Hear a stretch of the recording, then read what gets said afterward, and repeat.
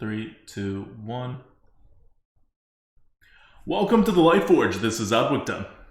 This is Merps. Hope you guys are doing well. It's been a pretty eventful week if you've been following the election. But now that that is over with, we can finally talk about some arena, which we haven't talked about for weeks. Yeah, because stuff is happening with the arena, but not yet. It's going to happen in about a week and a half with the launch of the new expansion, which is in 2 Tuesdays from now. If you are listening to this live on Sunday, or if you're listening to this on the day it comes out on Monday. Either way, Dark Moon Fair is the next expansion, and we will not talk about the next expansion, but along with that expansion will come something that hasn't happened since the beginning of the year, which is a actual arena rotation. It's not going to be a huge rotation, but we are getting rid of everything in the Year of the Dragon except for the very last tiny Galakrond set, Galakrond's Awakening. Everything else is gone. That's Rise of Shadows is gone, that Saviors of Oldham is gone, and that is everyone's favorite set, Descent of Dragons, will be gone. And they will be replaced by the new set and also Old Gods. So there's a couple of things we don't know about how this rotation is going to work, and then one giant thing that we will never know. So the giant thing we will never know is that Blizzard does macro adjust on a card-by-card basis, and with the neutral cards, it is different for each class even, so you will never know the true offering odds. And they do these adjustments by reducing some offering rates to 10% of what they should be, and raising other offering rates to be 4 or 5 times what they should be. So you really have no idea. But the general rule that they follow is that you see commons about twice as often as rares, and then you see rares about twice as often as epics, maybe 2-3 times as often as epics, and then you see legendaries a bit less than epics.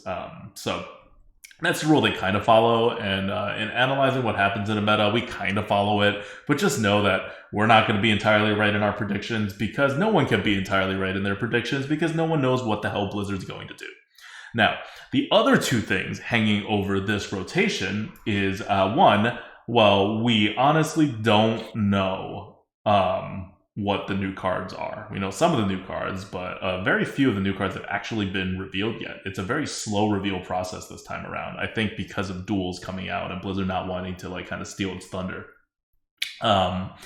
So we're a little in the dark on that. And the other one is that we don't know if there's going to be an offering bonus.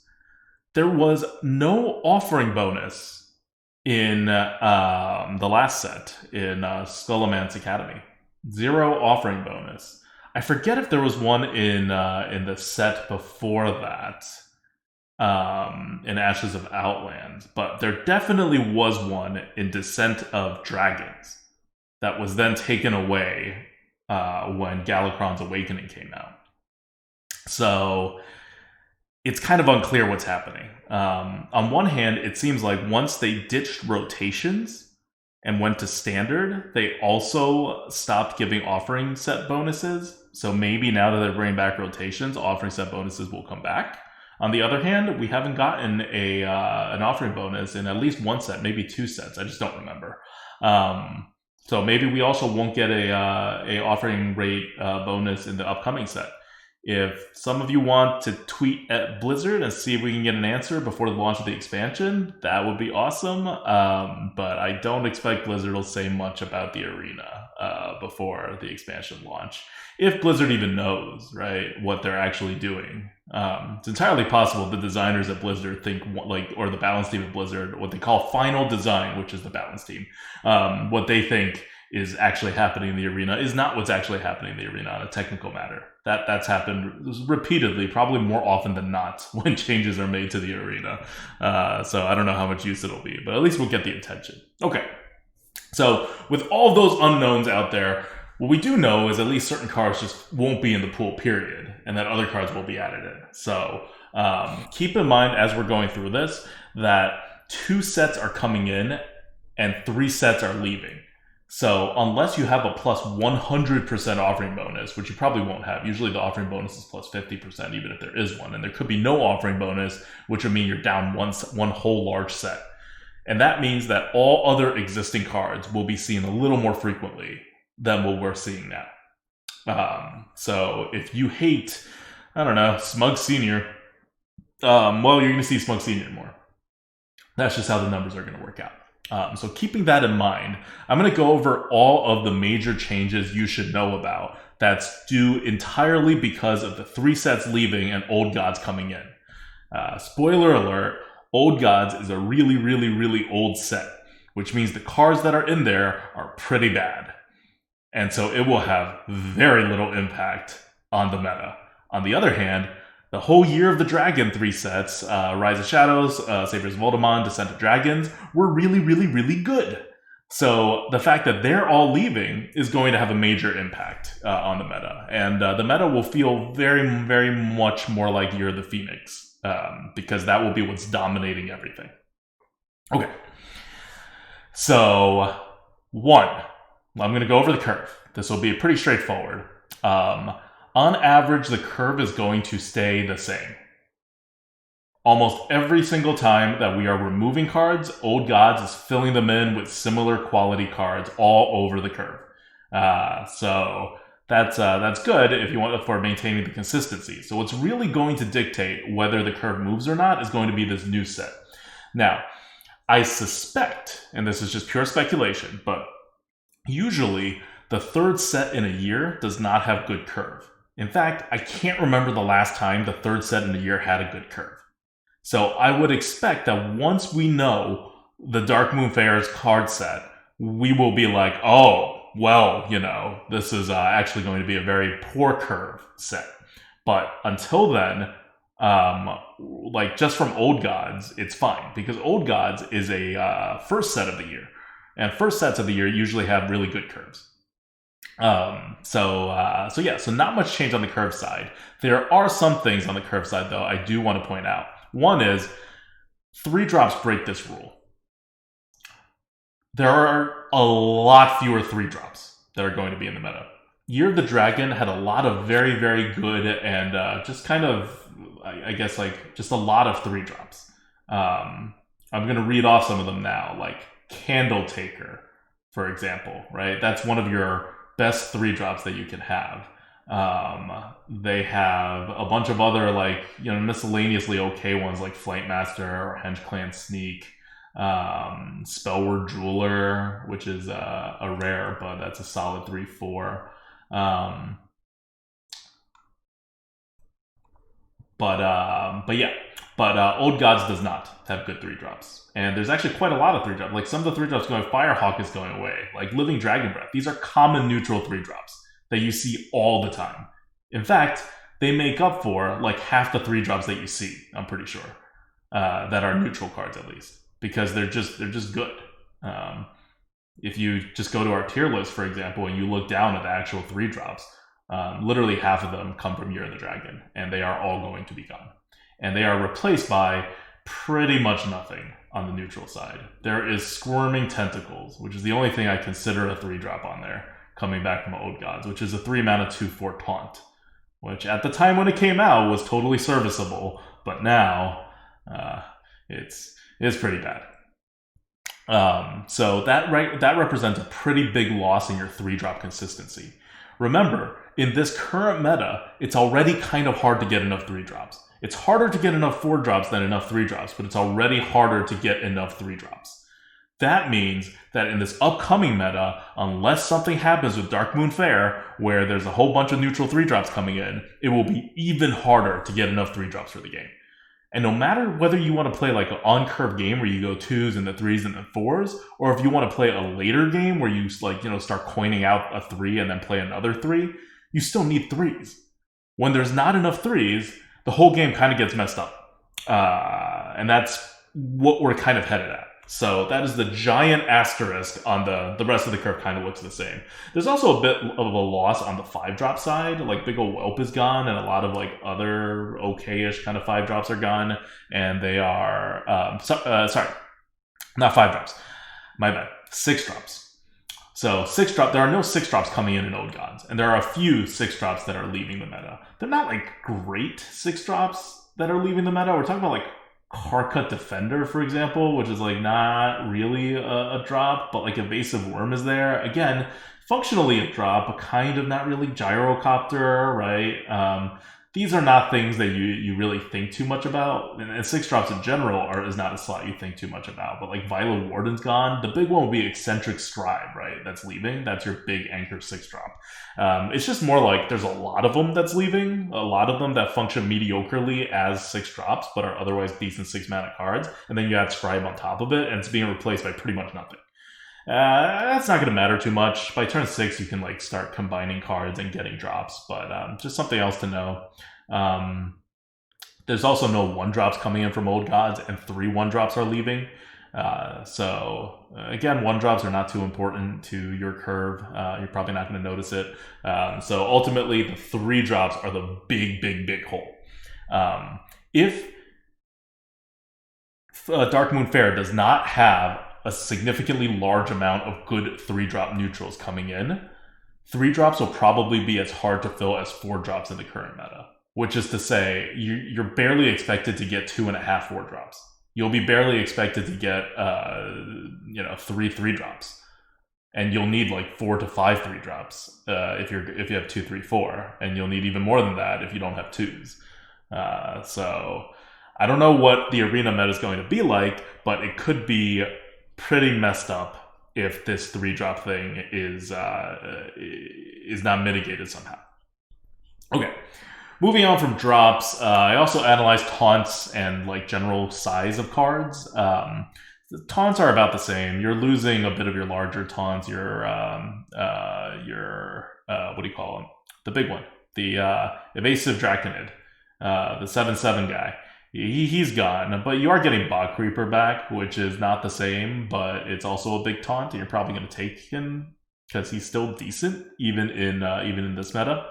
So that kind of replaces it. The rest of the taunts all kind of break out on about the same. It's not a big deal. Also, on the neutral side, you're actually, like, I suspected that you would lose a lot more big cards, because what we know about the meta is there are a lot of big cards. But Year of the Dragon really didn't have that many big cards, as it turns out, on the neutral side. And Old Gods, for that time, had so many big cards. So now you look at Old Gods and it just kind of looks like a normal set in terms of the size. Just like a crappy version of a normal set. But so you're not really going to be missing a lot of big cards. Size is going to go about the same. Now, we'll cover class cards after that, and you'll see that some classes are actually losing a lot of size. So your experience will be that a lot of the classes you expect to have a lot of size actually won't have it anymore. But it's not happening on the neutral side. Like, most of your classes are going to be fine. So that's the neutral analysis in the big picture. I'm now going to dig in to see what key cards are leaving. These are cards you no longer have to worry about afterwards. And these are cards that you currently do worry about specifically. Like, these are neutral cards that you will play around because they are so impactful and because they are so frequently seen. The first one that's leaving is Burly Shovelfist. It is, I think, in the history of Hearthstone, the only relevant 9-mana neutral card.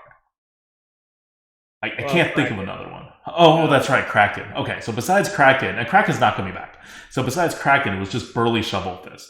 And Burly Shovelfist is no longer going to be in the meta, so you don't have to worry about that. More importantly than just that it's 9 mana, Burly Shovelfist basically functions as a hard removal. And so now there will be no more neutral hard removals. That is another thing that you can consider, which means that some of these classes that don't have hard removals just won't have hard removals.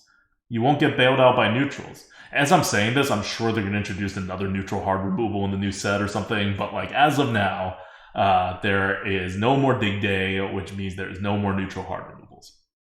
It's time for the Rabbit. Yes, the Rabbit is a neutral hard removal. It is coming in. It is 10 mana, but it's also epic, whereas Burly Shovelfist was common. So that's a huge difference in how often you're going to see it and how often you're going to play around it. Okay, next card is, I'll put 2 of these cards together. It's Wrapped Golem and Twin Tyrant. And I'm putting these cards together because there's nothing really you do against these cards. You don't really like prepare for these cards too much, but they're always in the back of your mind that your opponent can drop it and you will be screwed. They're just big bombs. And they're really, really, really good. and they're no longer going to be in the meta. So that's good. We generally don't like very, very, very good neutral cards. So reducing the power there certainly is going to help. Next, Pit Croc is also leaving the meta.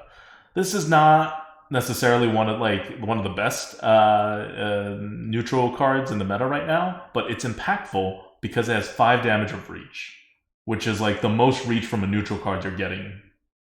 And that is leaving, so you no longer have to worry about that. I don't know what the most reach you can get from a neutral card is now, but I think it's 3. Like, can you think of anything besides, like, Nightblade?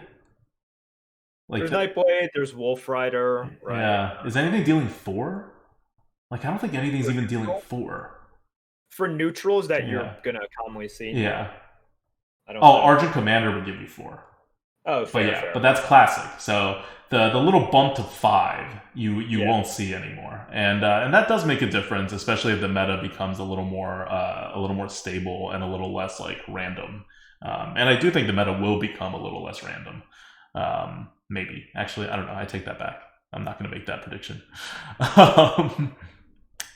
So finally, the last card leaving in neutral that you have to kind of. In chat, DKSA says Reckless Rocketeer is 5. Okay, fine. But you're not going to see a lot of Reckless Rocketeers. Yeah, so the kind of the subtext of it was like stuff that you're going to see and stuff that you're going to draft. Yeah. So you should play around 4 now, maybe. And not even 4 that much. You should play around like probably like 3 and then whatever the class can deal. Yeah. So it's not just enough to name a possibility. It's like, let's name something that people actually draft. Although if you're an avid believer in Reckless Rocketeer, congrats. You will surprise a lot of people. People will not expect it. Yep. Okay, so the final one that you should know that is leaving, which we've already mentioned before, but not in this context, is Evasive Draconid. It has that evasive characteristic and 7 health and taunt, which means you need to like hard get through it or get through it with rush, and your hard removals are not quite sufficient. It's like a counter to hard removals. It's really annoying. It's never been good for the meta, and I'm happy to see it gone. Now your hard removals will hard remove. Always. That's a good thing. You could get Scrapyard, but then your hard removal is still at least removing a 7/7 body. So it's like doing its job. Okay. Finally, you see all those key cards that I was talking about leaving the meta, those are all really impactful and neutral. But back in the day, there were not that many neutral cards that had these kinds of big impacts. So the only one coming in that you really have to kind of think about is Corrupted Seer. And not because it's like this amazing card or anything. Corrupted Seer deals 2 damage to everything on the board at 6 mana, and it's a 2/3 Murloc. You just have to kind of know that every class has access to it, and it's good enough that you will see it. Like it's not a good neutral card these days at all. It was never a great neutral card, but it used to be a good one. Now it's just kind of like an okay one, probably. Like maybe Yeti level, maybe even below Yeti. But it does throw a wrench in your expectations because there's not like Primordial Drake is not in the meta, right? So you're not ever thinking about, things that deal 2 damage to your entire board unless you're facing specific classes. Now you kind of have to. It's rare, it's not common, but it you'll see it, and it'll be a little annoying. All right, one last thing about kind of the overall meta that we're exiting in this rotation is that a lot of dragons are gone because Descent of Dragons are gone, and all the dragon synergies are gone because Descent of Dragons are gone. So you don't have to worry about dragons anymore. And if you're drafting, just don't take dragon synergies with the expectation that they're going to hit. Okay. From here, as you can see, just like 1, not a lot of stuff is changing, and 2, it's mostly about what you lose and not what you gain, because Old Gods is not going to be that impactful. It is an old, crappy set, not this new power level that we saw with Year of the Dragon and Year of the Phoenix. Okay, now we're going to go class by class. We will not cover Demon Hunter because no cards are leaving Demon Hunter and no cards are being added to Demon Hunter besides the new cards, so I'm not even going to worry about it. We're going to start with Druid. Druids are losing Blessing of Ancients and Forest Aid, both of which support their wide game with Savage Roar. So that's quite a big hit to Druids who are trying to play wide. It's not totally dead in the water, but they're gaining nothing back to support the wide game. So it's losing a bit of its flexible power to end the game. It's also losing Overflow, which draws a crap ton of cards. Emerald Explorer, just one of its best cards, period, and is huge. And Forest Aid, again, which again is also a huge card. So that's a lot of size that it's losing. And again, it's not going to get the size back that much with the cards that it's getting from Old Gods. So Druids overall are going to see a little bit of a decrease in size. The final card that is being lost in Druid that you will care about is that Embiggen is gone. Thank God. Just everyone's happy about that. And Druid's not really gaining anything back. It's not getting bad cards or anything. It's just getting fairly normal cards these days that you're not going to like rave about. They're like minions. They like are on curve. They're a little better than the neutral minions, whatever. But the one card that has the potential to change the way you draft Druid and is really good is Mark of Yasharaj. That's the 2 mana +2/+2 that if you play it on a beast, you also draw a card. So that's a beast synergy that's entering Druids, and also it's just kind of an overall good card. And there are plenty of beasts in the meta, so won't change the way you play Druid overall, except maybe draft a little more beasts, but it is a pretty powerful card. I thought, just to keep that in mind. But again, you're going to see a lot of losses and very little gains from all these classes. The next class will be super, super heavily impacted. I mean, like, this class is about to change, depending on what Dark Moon Fair comes back with, but Hunter is losing so much. I'm going to list a bunch of cards, and all of them have one thing in common, as well as just being really, really, really good cards. Like, they're all cards that I think we rate above a 150, if not, like, near a 200. And they're also all cards that are, like, big from a card advantage perspective. They're usually worth at least 2 cards. Markshot, Unleash the Beast, Hunter's Pack, Romkakum Wall Tamer, Primordial Explorer, Diving Griffin, Stormhammer. All of them are leaving. So that's a massive power loss to the Hunter, and also a massive kind of shift in how you play Hunter. Remember, Blizzard's always going to try to get the class win rates to be similar. So if all these large cards are leaving, you saw that Druids lost some large cards too, right? But they lost 3. Hunters are losing 7. You're going to see more aggressive and more faster mid-range Hunters become better, just because, first you're going to see Hunters just kind of fall off the map and be bad.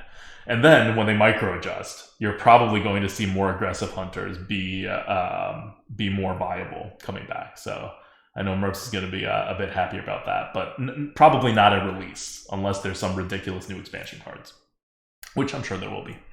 And finally, another card that's leaving is Desert Spear. That's just kind of an overpowered card. It's not a ton of card advantage, but it's just super overpowered. And Hunters are getting back Infest, which I've always thought was a good card. I know a lot of people disagree with me, but it is a large card advantage card at least, if nothing else. And they're also getting back Call of the Wild, which had been also recently buffed again now that it's back in Wild. So those are some gains. Call of the Wild is epic, and Infest I think is rare, and neither of them are anywhere near as good as all the cards leaving Hunter. So it's going to be a huge power loss and a huge size loss. Hunters really rely on their cards to be big. Their hero power adds 0 card advantage ever. Okay. So that's Hunter. Now, next up is Mage. Mage is losing a similar amount of really, really, really large cards. It's losing Messenger Raven, Conjurer's Calling, Power of Creation, Mana Cyclone, Puzzle Box of Yogg, Dune Sculptor, Azure Explorer. Now, more of these cards are epic than the Hunter cards, so they're not seen as much, but they're very big losses for Mage as well. These are all very big cards and very good cards, and Mage is losing all of them. On top of that, Mage is also losing their whole secret package. Ancient Mysteries, Cloud Prince, Arcane Flak Mage, they all came in Saviors of Oldham. They're all gone. Just wanted to point that out. Also, Flame Ward is gone. If you're like worried about your like secret tracking, that one really messed with people. And if you care about positioning, Rolling Fireball is gone. So now you can focus on the one remaining positioning that matters in Mage. I don't even know what the card is called. It's the one where you hit the middle and any excess damage gets applied to both sides. Combustion. Yeah, Combustion. That's the only one left to worry about. So Mage actually gains a bit here. Like it's probably one of the two big winners in what do you call it? In Old Gods. It gets Faceless Summoner back. That's just kind of a really, really good 6-drop. It gets Twilight Flamecaller back, which is a good small board clear, works well with a ping, and generally has a good enough power on turn 3. It gets Forbidden Flame back, which is a hard removal and generally like a flexible removal, and it gets Kabbalist Tome back, which is good for the card advantage.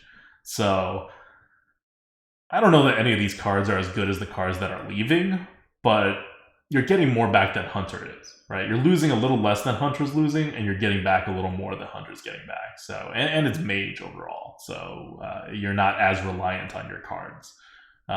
So I think Mage is going to be in okay shape. But again, we have 3 classes now that have been losing a lot of size, which is why when I said in the beginning, in neutrals, size won't go down, but on the class card side, size will go down. And I think you'll notice, especially in these classes, in Druid, you'll probably notice that you have maybe 1 or 2 less cards to play with every single game. And in Hunter and Mage, you may notice that you have 2 or 3 less cards to play with every single game, if not 4 cards.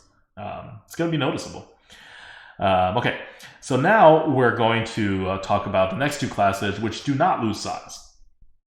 And that is Paladin, which honestly doesn't lose a lot. Like, it loses some powerful tempo-ish kind of stuff, but like Paladins haven't gotten all that much stuff in Descent of Dragons overall. I mean, in Year of the Dragon overall, so it's not losing a lot. But what it is losing is one of the key cards in Paladin, and I'm so glad it's gone. It's Subdue. This is just a card that's effectively a hard removal for Paladin, and it should never exist. It's too pure of a thing, of a soft removal for Paladins to have their hands on. So the fact that that's gone is going to change how Paladins work immensely. You can't rely on it. Paladins once again have to be at least honest on the health side. That's not to say you still don't have you still don't have things that reduce the opponent's health to 1. Like I'm missing all these cards. What's that board clear? The 6 mana one that has that's an equality and a Light's Justice combined. 6 mana. Is it 5? Oh my god, it's 5 mana? Yup. Libram of Justice is... No, Libram of Justice is 6. Oh no, it's 5 mana now. It used to be 6 mana. When you said 6 mana, I was like, what the hell are you talking about? No. Like, Justice is 5 mana. Wow. Okay. Well, I forgot that they buffed Justice. Okay, so you still have Libram of Justice, so we're not fully safe from, needing to be honest. And of course, you always have stuff like Aldor, which you can still... It doesn't affect health, but it makes one of your cards kind of useless. So that's a pretty big loss for Paladin. The other side of the loss for Paladin is that you're losing your 2 big heals. Like, if you ask people, what are your big heals in Paladin? One of the big ones is Amber Watcher, right? It's a good minion and it heals. Another one is Ancestral Guardian, which has a 2-hit worth of lifesteal. And both of them are leaving. So your healing in Paladin just went down significantly. And it is not being replaced in Old Gods. So maybe the new set will replace the Paladin healing, but if the new set does not replace Paladin healing, then the Paladin healing factor is going to be significantly lowered. But again, Paladins don't lose size, which is good, because Paladins are small to begin with. You can't afford to lose size. You're kind of going to see all the classes in terms of size get closer to the middle, instead of right now where you have kind of very set ways to play certain classes. Like, you can't play Paladin big. Why? Because you don't have those cards. Okay. Next is Priest, Priest is losing a different type of thing than Paladins. Whereas Paladins lost heals and their 1 hard removal, Priest is going to lose one of their best buffs and 1 single card in Grave Runes, which, like, that is a scary, scary card, because it also combos with a bunch of things that copy abilities that Priest has. But that is going away, and what's also going away are 4 board clears, which is a crap ton of board clears. So Holy Ripple is going away, Plague of Death is going away, Breath of the Infinite is going away, Chrono Breaker is going away. That is a lot of board clears going away. You are going to have on the board clear side, like, Holy Nova, right? Always going to be there, and you're going to have that new classic card. I don't even know what the name is. Shadowward Ruin, which destroys all minions with 5 or more attack for 4 mana. And that's kind of it. Like, so I know a lot of Priest play in the last couple years of arena rotations have been focused on this control game. Well, you're going to need more board clears coming in from the new expansion, because it's losing a lot of the old stuff that it has. Now, it's getting something back in Old Gods. It's getting Shadow Word Horror, which I guess is a board clear, sort of. It's 4 mana. It kills everything that has 2 attack or less. But you know, we'll see how good that card is in the upcoming meta. It's also getting Shifting Shade, which is generally a pretty good card, especially on the card advantage side, and then also Forbidden Shaping, which is just a really huge card. So Priest is not losing a ton on the value side relative to what it's gaining, but it is losing a lot of things in one specific area, which is board clears. And that's going to affect how Priests are going to have to play.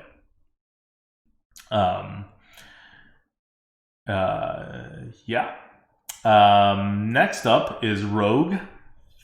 We are back to classes, to the final class that loses a lot of its card advantage. So Rogues are going to lose Evil Miscreant, Henge Clan Burglar, Clever Disguise, Bazaar Mugger, and Candle Breath. That's a lot of card draw and card generation. And it's going to make the Rogue a lot slimmer. More similar to how Rogues used to play back in the day before the Year of the Dragon. It's also going to lose a lot of its random card generation identity, which I know a lot of people aren't really a fan of anyway, but I'm not going to go over all of them, but there's 6 cards. 6 cards are leaving from that. So Rogues are going to be a bit more consistent, a bit less RNG, just as a flavor perspective. And Rogues are gaining back some decent things to replace the cards that they lost. They're gaining Shadow Strike, which is a very good tempo card. And they're gaining Undercity Huckster, which is good card advantage and just generally kind of a really good card. So I think Rogues are going to be fine. They're just going to be a little slimmer and a little less RNG. Then we move on to the final 3 classes don't lose size. So that's generally good. Shamans are going to lose a lot, though. Shaman cards are generally very good, and especially in the latest sets, they're good. The first thing they're losing is Walking Fountain. That is their one gigantic heal besides whatever the board cleary heal is that no one has unless I'm playing them and I'm about to kill them, and then they always have it, and then I lose. Tidal Wave. Yep, that card. So they're going to have Tidal Wave still, but they are losing the big one, Walking Fountain. And that's going to have huge implications. Like, think about how many times Walking Fountain has saved your ass as a slower shaman. It's just not going to be in the game anymore. What is also going to make you not want to play a very late game is, one, well, you're a shaman, you don't have card draw anyway, right? But on top of that, you're losing a whole lot of board clears. Like, if you thought Priest lost a lot of board clears, Shaman loses even more board clears. Hagatha Scheme, gone. Sandstorm Elemental, gone. Earthquake, gone. Lightning Breath, gone. And I'm throwing Squall Hunter in there because it kind of amplifies some of your existing board clears to make them like bigger board clears in a combo fashion. But that's also gone. It's quite a big playstyle change in terms of what's happening with shamans. And on the other hand, on the wide side, right, because you could play slow shaman or you could try to play wide and win with a bloodlust. But if you're trying to do that, Storm's Wrath is gone. That's +1/+1 everything. And Soul of the Murloc, which secures your board, is also gone. But you are getting back Evolve on the wide board side. So I think that more than makes up for it. Because remember, you're losing 3 sets and you're gaining back 1 set. So you don't have to gain back the equal number of cards to make up for it. You can gain back like a third of the cards and you're fine. That's Shaman. You're also getting back Master of Evolution and Flame Wreath Faceless, which are just powerful kind of one-off cards. But Shaman's going to feel a lot more mid-rangey and going wide to finish the game, and a lot less wait till the end game and Eye of the Storm to secure things and then finish you off, which is good because Shamans were super swingy before. All right, next up is Warlock.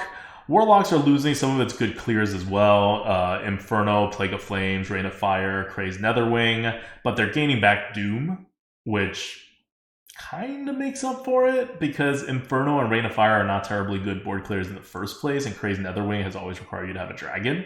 So Plague of Flames is obviously insanely good, and Doom is not nearly as good, but Doom is a very good board clear. You're just going to have a lot more consistency in that like giant board clear now, right? Because Doom adds on top of Twisting Nether to be just like kill everything. You're also losing Imp Bombing. So you'll still have 2 hard removals in Warlock, but none of them trigger until turn 6 the earliest. So your 4 mana hard clear is now, hard removal is now gone, and there's nothing to take its place. So when facing Warlocks, you have more room to like do crazy things early on before turn 6 happens, knowing that the Warlock cannot possibly clear you without being honest about it. You're also getting back Darkshard Councilman. I don't even think Darkshard Councilman is good anymore these days. That's how far we've come. I remember like when it first came out, Darkshard Councilman was like absolutely OP.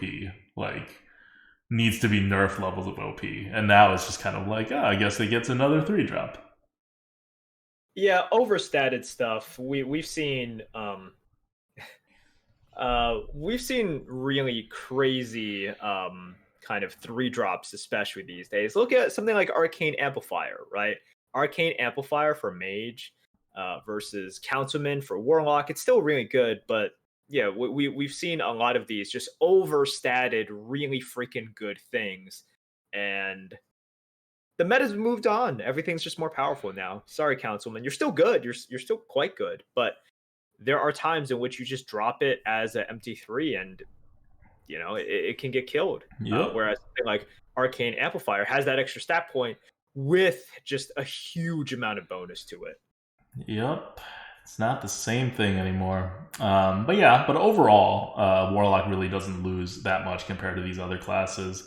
Finally we get to Warrior. Warrior may be the only class that actually gains from this without even knowing their next expansion cards, just because Warrior cards are generally good, and they're getting to see more of them now that you're taking Year of the Dragon away. And Year of the Dragon did not have particularly good Warrior cards for Arena anyway. There was a lot of like armor synergy. So the 2 really good Warrior cards leaving the meta is Restless Mummy and Frightened Flunky. Yeah, they're insanely good cards, just generally OP cards. But what we're getting back is N'Zoth's First Mate. That's better tempo than either of those. Ravaging Ghoul, which fills in a really big gap that Warriors have, which is the inability to ping. And then all the other cards coming in Old Gods. I'm not going to name all of them, but they're all pretty good cards. Old Gods was a very good set for Warriors. So finally, one last thing about Warriors. Ramming speed is gone, so you don't have to worry about ramming speed anymore, positioning-wise. I think that concludes the rundown of like everything that's happening in this rotation. Again, we don't know really what's happening with the new set, and we don't even know the offering odds of the new set, and any of these cards can be really high offering odds or really low offering odds if Blizzard wants to. But generally, Blizzard keeps to the like common cards are twice as commonly seen as rare cards, which are twice as commonly seen as epic cards, etc. rule. So that's kind of the rundown. Cool. All right. That's it. And of course, if this tickled your fancy, and if you want more arena stuff, well, we're obviously going to be doing the arena/tier list preview, all analysis. So watch out for that. Yep, that'll come next Sunday it'll be 1 hour. It'll start 1 hour before the normal stream times, as we always do for these, just because we go for 8 hours and we don't like going to like 2, 3 a.m. even though we do. So check that out. If you could come join live, it's always a fun time. And if you are not coming live, it'll be up on YouTube on the next day. So probably Monday sometime. All right. So that's what we know about Arena thus far. Like not taking the entire new set into consideration because we don't have the information on the new set. And for those of you hungry for our thoughts on the cards that have been revealed so far, our thoughts are it's just better to do it all in one take. Yeah. We'll let you know. We talked about the bunny for a little bit because it's hilarious and it is very much so a new thing. So remember, it's not like the best card ever or anything, so don't think that, but it is very interesting. Yeah, it could be game changing without being the best card ever. So okay, that sounds good. Yeah, I also want to, before we jump to Battlegrounds, because Battlegrounds has a huge patch too. Like this is just like going to be a very long podcast. I want to talk about the streaming schedule as well. If you normally like watch our streams or may want to tune in, Sunday's really the time to do it. We're still scheduled to have streams on Monday and next Monday and Wednesday with Merps. But then the Friday one is definitely canceled because we need to like really work on the algorithm. They're going to do the card dump on, I think, Thursday, maybe Wednesday, but Thursday the latest. So we're going to need to really work on that to get everything done. We're running a little behind for this expansion because they were revealing things very slowly and because they really just didn't have a lot of time between when they announced the expansion date, which is releasing like 2-3 weeks earlier than it should be. So we're caught a little flat-footed on the algorithm side. But it should all work out okay. We're both ZD Man, who is working the algorithm, and I are taking Thursday and Friday off from our day jobs, in large part to make sure everything's going to be done in time. After the launch of the expansion, which is going to happen on Tuesday, the Grinning Goat will be streaming for an entire week, 7 days every night, as we normally do for launch of expansions. And assuming Arena's okay, we'll be streaming Arena. If Arena becomes terrible, we may switch over to BGs, but we will be streaming the entire time. And also, I will be coming back for my first solo stream on that Tuesday, unless Merps wants to join me. And then I'll do a solo stream the next night or whatever. But I am back. I know you guys have missed my solo streams greatly, and I think you guys have probably just missed Arena content greatly, but it is coming back, and it is coming back. The first night that I will be back definitely playing the Arena will be the 17th of November. That is the launch of the expansion. And then, from that point on, like after that week when we're just streaming, at least one of us, sometimes maybe both of us, will just be streaming and playing. We will go back to a schedule that I'm going to call it the old schedule. It's not really the old schedule. It's the old schedule in terms of the same number of nights. But it's going to be Monday night Merps, Wednesday nights. Tuesday nights are not coming back. We just decided to drop it. But Wednesday nights are going to stay, but we're turning it from Fall Guys to Hearthstone, at least for the time being. Maybe another game will catch our eye or whatever, but it'll be Hearthstone for the near future. And that will be either Merps or me, or maybe both of us, depending on if we have which one of us has the time. And then Friday nights will be my solo stream. I know I used to do solo streams Tuesday nights and Friday nights. Now it'll just be Friday nights, but also sometimes Wednesday nights. So Sundays are still going to be normal, but after this, okay. So I'm going to try not to mess up. This next Sunday, because we're doing the card review, we're actually going to start 1 hour earlier at 5 p.m. Eastern. But after that, for all the Sundays after that, one, the Arena Coup is coming back because new expansion, right? We're gonna give it a shot. But two, we're gonna start 1 hour later than when we usually do after next week. Again, a little confusing, but just for next week, we're starting 1 hour earlier, and every time after that, it'll be 1 hour later. This is for Sundays. And 1 hour later on Sundays means our regular stream time. So now all of our stream times will start at 7 p.m. Eastern time. It'll be very easy to remember. And we will have 4 stream nights, which will be Sunday, Monday, Wednesday, Friday. That's every other day and of the week. Okay. Also, if you're confused, you could just go on Twitch, and Twitch has a tab now for schedules. All right, that's my announcement. You can also, if you want to like read it, we also posted it on our subreddit, the Grinning subreddit. You can go look that up on Reddit. We usually post announcements on there that affect what we do. Okay. Great. Well done. Fantastic. Okay. Let's talk about BGs. I've been playing a lot of BGs. We had one of the biggest BG patches this week. First, let's talk about... okay, here's what's going to happen. We're first going to talk about the BG patch, and I will go through the important aspects of it. I won't go through all of it, because if you want to know exactly all of it, I explain it in about 35 to 40 minutes on YouTube. So you can check out the YouTube video on the Grinning Goat channel. Cross-pollination. This is fantastic. So I'll still talk about the patch. I've been grinding a lot. I've been doing very well. Just reached 13K. I'm in the top 100 again. So I'll tell you my thoughts on how to succeed. And then I also want to talk about a big BG controversy. Ooh, exploit. All right. So we'll save that for last, because I got some complaining to do. All right. Let's talk about the patch first of all.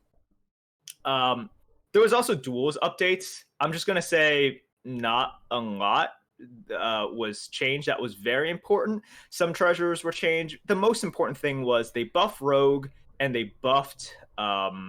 so they buffed Rogue, they buffed like Warlock, they buffed Warrior, and they nerfed Shamans. Those were the most important things for duels. But as for BGs, we have... Let's go through the heroes first of all. All right, I'll go through the heroes, and then you comment really quickly. And then if you want to comment more, keep commenting. You want to contribute. I do want to contribute, even though I haven't played Battlegrounds since we co-opted. We're going to play Battlegrounds after this, so I'll get some more Battlegrounds reps in. I do plan on playing both Battlegrounds and Arena, like, once I come back. So, I miss so much of Battlegrounds. I feel like Arena, I can more just jump in and be fine. All right, do your job. Okay. Do your job. Okay, the first one, and the most important change, is Queen Wagtoggle, right? I don't know if you guys remember her hero power, if you haven't played since the patch, but it used to give friendly minions of each minion type +2 attack. For some reason, they decided to give it now 2 attack and 1 health, instead of just changing it to +1/+1. So now it's +2/+1 instead of just +2/0. And 1 health is freaking huge. Yes. Also, they made Menagerie better overall. They did. So here's what we should do. We should go to HS Replay after every single kind of analysis. And what we'll tell you, for the current patch, for the top 1%, so this is 12K plus, all right? Where they stand right now, well, Queen Wagtoggle is in a tier of her own. She is at 3.3 average placement. That's insanely high. That's extraordinarily high. So yeah, she is in her own tier, which means, yep, Maev, Omu, you guys are kicked down. Queen Wagtoggle is the queen. Like, no one is even close to her, even for the top 1%. And that 1 health makes a huge difference. Now, I will say there are lots of ways to play heroes, and it's only been a few days. I have a sample size of about 40 games, and of those, I think I played Wagtoggle about only 3 times. So a lot of stuff has yet to be figured out. You know, the big streamers are figuring I don't care. This is overpowered. This is obviously going to be overpowered. I looked at it and I was like, this is overpowered. And then I saw the stats and I was like, well, I guess it's about as overpowered as I thought it was going to be. To remember with Wagtoggle, she is not a first place hero most of the time. It's analogous to when Daryl was at the top of the meta. Exactly. Where she will get you that third, second place so easily, but her hero power is tempo oriented, not econ oriented. Yes. And that means she has a cap, especially in today's meta. Mm-hmm. Now, that's great. If we remember those metas in which you pick Daryl, you automatically pick up some MMR. Just Right. positive MMR. You're guaranteed fourth. You're definitely getting third. You might sneak into second, and if they mess up or or if you get really lucky, you can get first. That's where Wag Toggle is, and the way I like to play her. I'm not saying this is optimal, but I've gained MMR with her by doing this. I do a reform curve, and I just pick up minions on tier 1, and then what you can do is by picking up at least 4 tribes, preferably 5.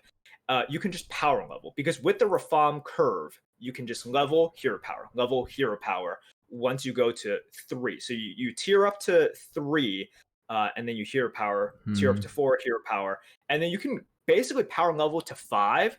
Lots of times while having full HP, like you are untouched at that point, and then because you're really relying on finding that brand, that Light Fang, maybe better units instead of like tier 1 units that you've been powering up, you're most likely not getting first, but it's easy positive MMR. So that's where she's at, and I played it in that way. I've gotten first with her once, but I got pretty lucky. Like I rolled immediately into a Light Fang, and then I found another Light Fang pretty soon afterwards, and then I just got good units. So that worked out really well for me. But with Queen Wag Toggle, you take her, and the way I've looked at her is like, okay, I'll take my like minimum third place with her, and I'm happy. On to the next game. Yeah, so they're gonna nerf her.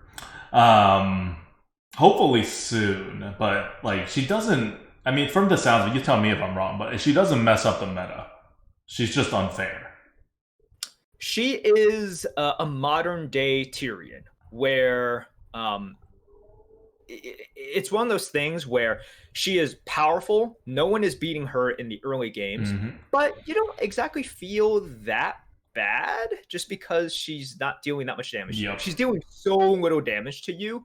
A lot of times you're happy to face her in the mid game as opposed to like a Maiev who just spiked on turn 7. Yeah. A Rafam who just spiked. Like, and if you face her in the mid game, that is when you can feel free to level because you're not taking so much damage. It's like you're probably losing against her anyway, so just level and take that like 7 damage. You know, like that's fine. Take the 7 damage against her.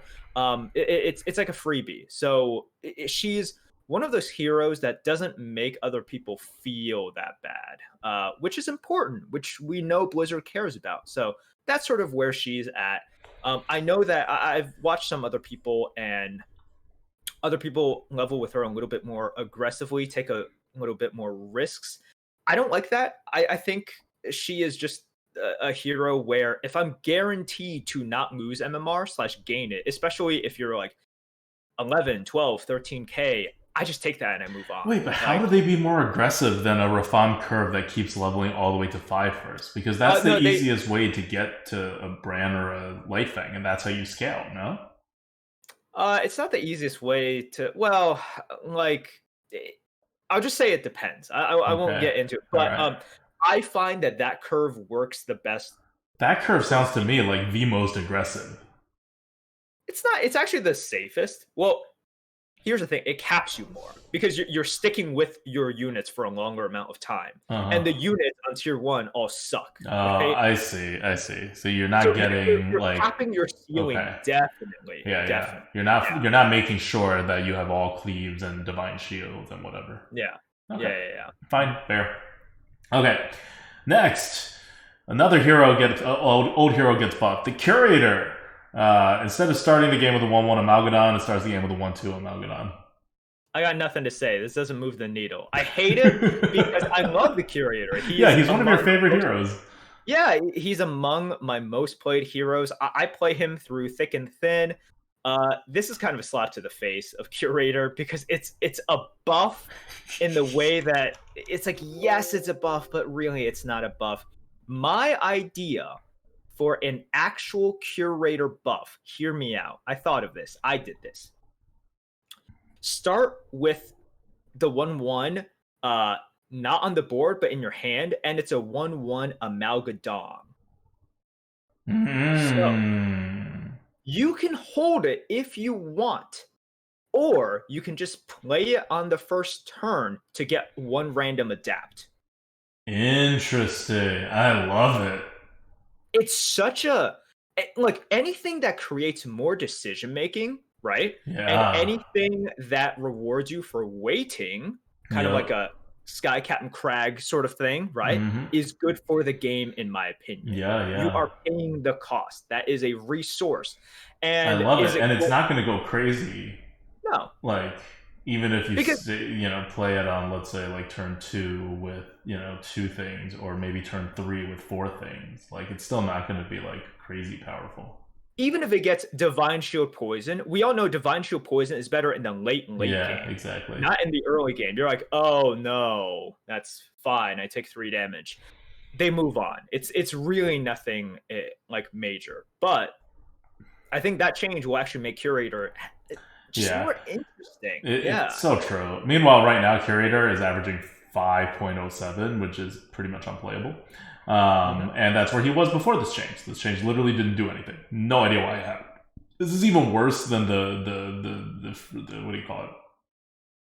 Patchwork change.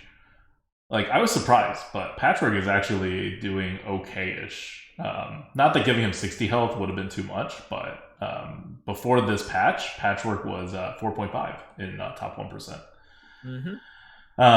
Okay, next, Hook Tusk has been changed. Again, rather than having the hero power costing no mana and removing a friendly minion, getting a random one from a tavern tier lower, it is now back up to 1 mana, and you remove a friendly minion and you discover a random one from a tavern tier lower. I mean, sorry, not back up to 1 mana. It is now 1 mana. So they're playing around with it. The original version was for no mana and you get to discover. Now they nerfed it, so you get random instead of discover. They're putting the discover back and they're charging you a mana for it. That's not going to work. Is it working? I feel like it's not going to work, but I'm a terrible Hook Tusk player. The only thing that she's good for is doing Khadgar stuff. That's the only thing she's good for, really. Because with the nerf to Selfless Hero as well, you can't do that Selfless Hero demon build that you could do before, potentially. So she's really just good for Khadgar stuff. And you have to make sure that Murlocs and Beasts are in. So she's just not a good pick. She's terrible. Yeah, she's not a good pick. But if you pick her, make sure both tokens are in the game. Okay. You have to. Moving on, Rat King. Rat King is +2/+2 now instead of +1/+1. Instead of +1/+2. I always wanted this to be reverted back to +2/+2 because it obviously won't cause a problem, and it is not causing a problem. He still sucks. He's 4.95 right now. Still not really usable, but I feel like he's fine where he is at this point. You don't really want to make it higher than this. Yeah, it doesn't really make that much of a difference, so it's fine. Rat King still has the same issues that he always had, which is you just throw your hands up and say, okay, am I going to get the buffs or am I not going to get the buffs? That's it. It's a complete RNG fest. Yep. Okay. So the way that you actually buff it, that everyone suggested at this point, is to allow you to see what the next one's going to be, so you can plan your turns. But that requires UI changes, so who knows when that's coming. Next buff is Rakunichu. Rakunichu used to be 2 mana, give a random friendly minion stats equal to your tavern tier. Now becomes 2 mana. Give a friendly minion stats equal to your tavern tier. You are now able to aim this power. Yeah. It's not good still. The problem with Rakunichu is even though you can aim it and you can get, I can get an early 2 mana for a +2/+2 buff, which at that stage is pretty good, and then 2 mana for a 3/3, 4/4, 5/5. The problem is once you get to that point, the scaling that is possible at that time is insane, such that your buff is nice, but you'd rather once again have an econ hero power that helps you get to taverns earlier, find triples, or find your scaling really quickly. So that's just the problem with Rakunichu. It's a nice tempo play, or it's a nice tempo hero power, but those just don't cut it anymore. So he's just still not good. Yeah, like Van Cleef is even worse than this. When I first saw this, I was like, well, I'm never taking Van Cleef over this. And then I thought about it, and I was like, wait, I'm thinking from back when I played, and Van Cleef was a hero you take over Finley. Now Van Cleef is terrible, and so this is a little less terrible, but I don't remember the last time I've taken the Van Cleef. I mean, he's terrible. He's so bad. Yeah, he's so bad now. Because the scaling's gone off the charts now. Yeah. So yeah, this is Rakunichu for you. They really have to rethink some of the hero powers that are based off of tempo. In fact, I think the whole problem with this meta is that it's all about scaling. Everything's all about scaling. You really take a tempo out of the equation, which kind of makes it significantly less diverse. Even if you have like a lot more like viable heroes, and all of your like comps are now viable. We'll talk about that later. But George the Fallen finally got this buff that I've been pushing for forever, which is to change the Divine Shield hero power from 3 to 2. How's he looking? He's really good. He's really, really good. You want to make sure Murlocs are in the game. If Murlocs are not in the game, he falls down quite hard. You can still pick them, and you can go stuff like, for example, demons. Demons have always suffered from not having kind of utility, right? They're just stats. Mm-hmm. So that's always pretty nice. But Murlocs are the way to go. And then you just get Divine Shield Poison Murlocs. We know those are great. So George, if you do play him, he's quite a good hero. He's right now about Omu level. Yeah. And Reform level. That's how good he is now. Because that that gold reduction matters a lot, because you're going to be using his hero power a lot. And if Murlocs are in the game, he's just extraordinarily powerful, because elementals and dragons tend to be really, really big. And if you just have poisons, well, that's pretty good. Mm-hmm. Also, like as a backup in addition to demons, pirates. Obviously, pirates are generally not as good as demons right now. We'll cover why later, but still an option. Okay. After George, it's Yasharaj. Yasharaj used to give you an extra dragon just stuck in your tavern at the start of every turn. Now, the extra dragon only comes when the tavern is refreshed, but you get a new one each time you refresh it. So it's like not as good on turn 1, but like way better in the mid and late game. Wait, how is it not as good on turn 1? Because you're not rolling on turn 1. You don't have to roll. Wait, seriously? Every single time. Even if you're freezing, you'll get a new dragon. Even without rolling. Wow. That's not what the words say. I know, but that's how it is. Okay. That seems a little OP then. Yeah, it's really good. I have played Yasharaj, I believe, twice or 3 times. And I know that his win rate is not high. I think people are just playing her wrong. Okay. I think people are playing her really wrong. It's something I've been doing a lot as well. And I suggest it's just a general good rule for this patch and this meta. Just level.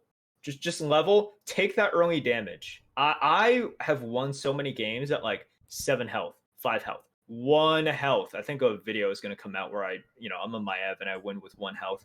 I'm taking those early controllable hits and I'm using my health as a resource in order for me to say, okay, I'm going to win the game now. And what you want to do with Yasharaj is because it's so consistent to find triples, I'll triple into that 5 to just find a good tempo unit. Like there was one game in which I won with Yasharaj, and I was on tier 6 on turn 9, and I still had like 34 health or something because I just froze for dragon triples and I tripled into higher tiers and I just took the best tempo unit available to me. And then I used that to level again because now I had a tempo unit in there. And then I just kept on doing that until tier 6. And I didn't even hit the Caligos. I only had a gas coiler on that turn. And that was fine. Like, I'm able to just survive on that tempo. And then now when I'm rolling, I always have a chance at a Caligos because I can get it naturally, or it could be the guaranteed dragon that just like pops up, right? So I just like get Caligoses like that. I can get the Nadinas. Ysera feels like a really good hero to me. And I don't know exactly how the majority of people are playing her, but I've also heard good things from other players as well. So I feel like getting to 5 is the more important one because you're getting all these dragons, and then you can have better chances to triple into your Caligos or your Nadina while still having a shot at whatever the scaling dude is. Yeah. In one game, I stayed on 5 for a little bit because you can still get a lot of good dragons. And the more gold you have to roll, like rolling is really good with this area. You're never rolling bad, I'll say that, because the chances of you just finding triples and finding good dragons are just so high. So it's with Ysera, you're never at a point where you're just donkey rolling and you're just saying, I don't know what I'm looking for, but God, I hope I find it. First of all, if you ever find yourself in that situation, you're playing wrong and you need to stop doing that. But with Ysera, it's almost never a bad option to roll because you're always going to get dragons. You're always going to pick up the triples. So, and remember, dragons are pretty bad before tier 5. Yeah, they're like not great, but now that you get a lot of them, well, Twilight Emissaries are good buffs that you pick up, and now you can just triple them so easily. So it's like a +2, +2, +2, +2, +4, +4, plus you get a triple. That's like a very, very good triple, right? Bronze Warden is a great triple as well. So depending on your situation, the game that I stayed on tier 5 was a game in which I wasn't at 34 HP. I was like 20 HP at that point, so I couldn't level because I was actually afraid for my life, like leveling up there. So I stayed on 5, and I still got second place for that game, just because you do hit the triples. You're never kind of rolling dead. The problem with dragons is that rolling on 5 is so bad when you're dragons if you don't have the Caligos already, because you're only trying to pick up the triples or just find that one Razor Gore on it. Like, it's so bad. The percentages are terrible. Yeah, the percentages are terrible. That's why I hate dragons, because I don't like to be that aggressive to 6, and then Caligos doesn't even work on the first turn. Like, it... Yeah, it's quite slow. But with Ysera, you could actually stay on 5, pick up your triples, pick up a lot of triples, actually, and you can get your Caligos that way, or just naturally go to 6 because you're just picking up a lot of triples in that way.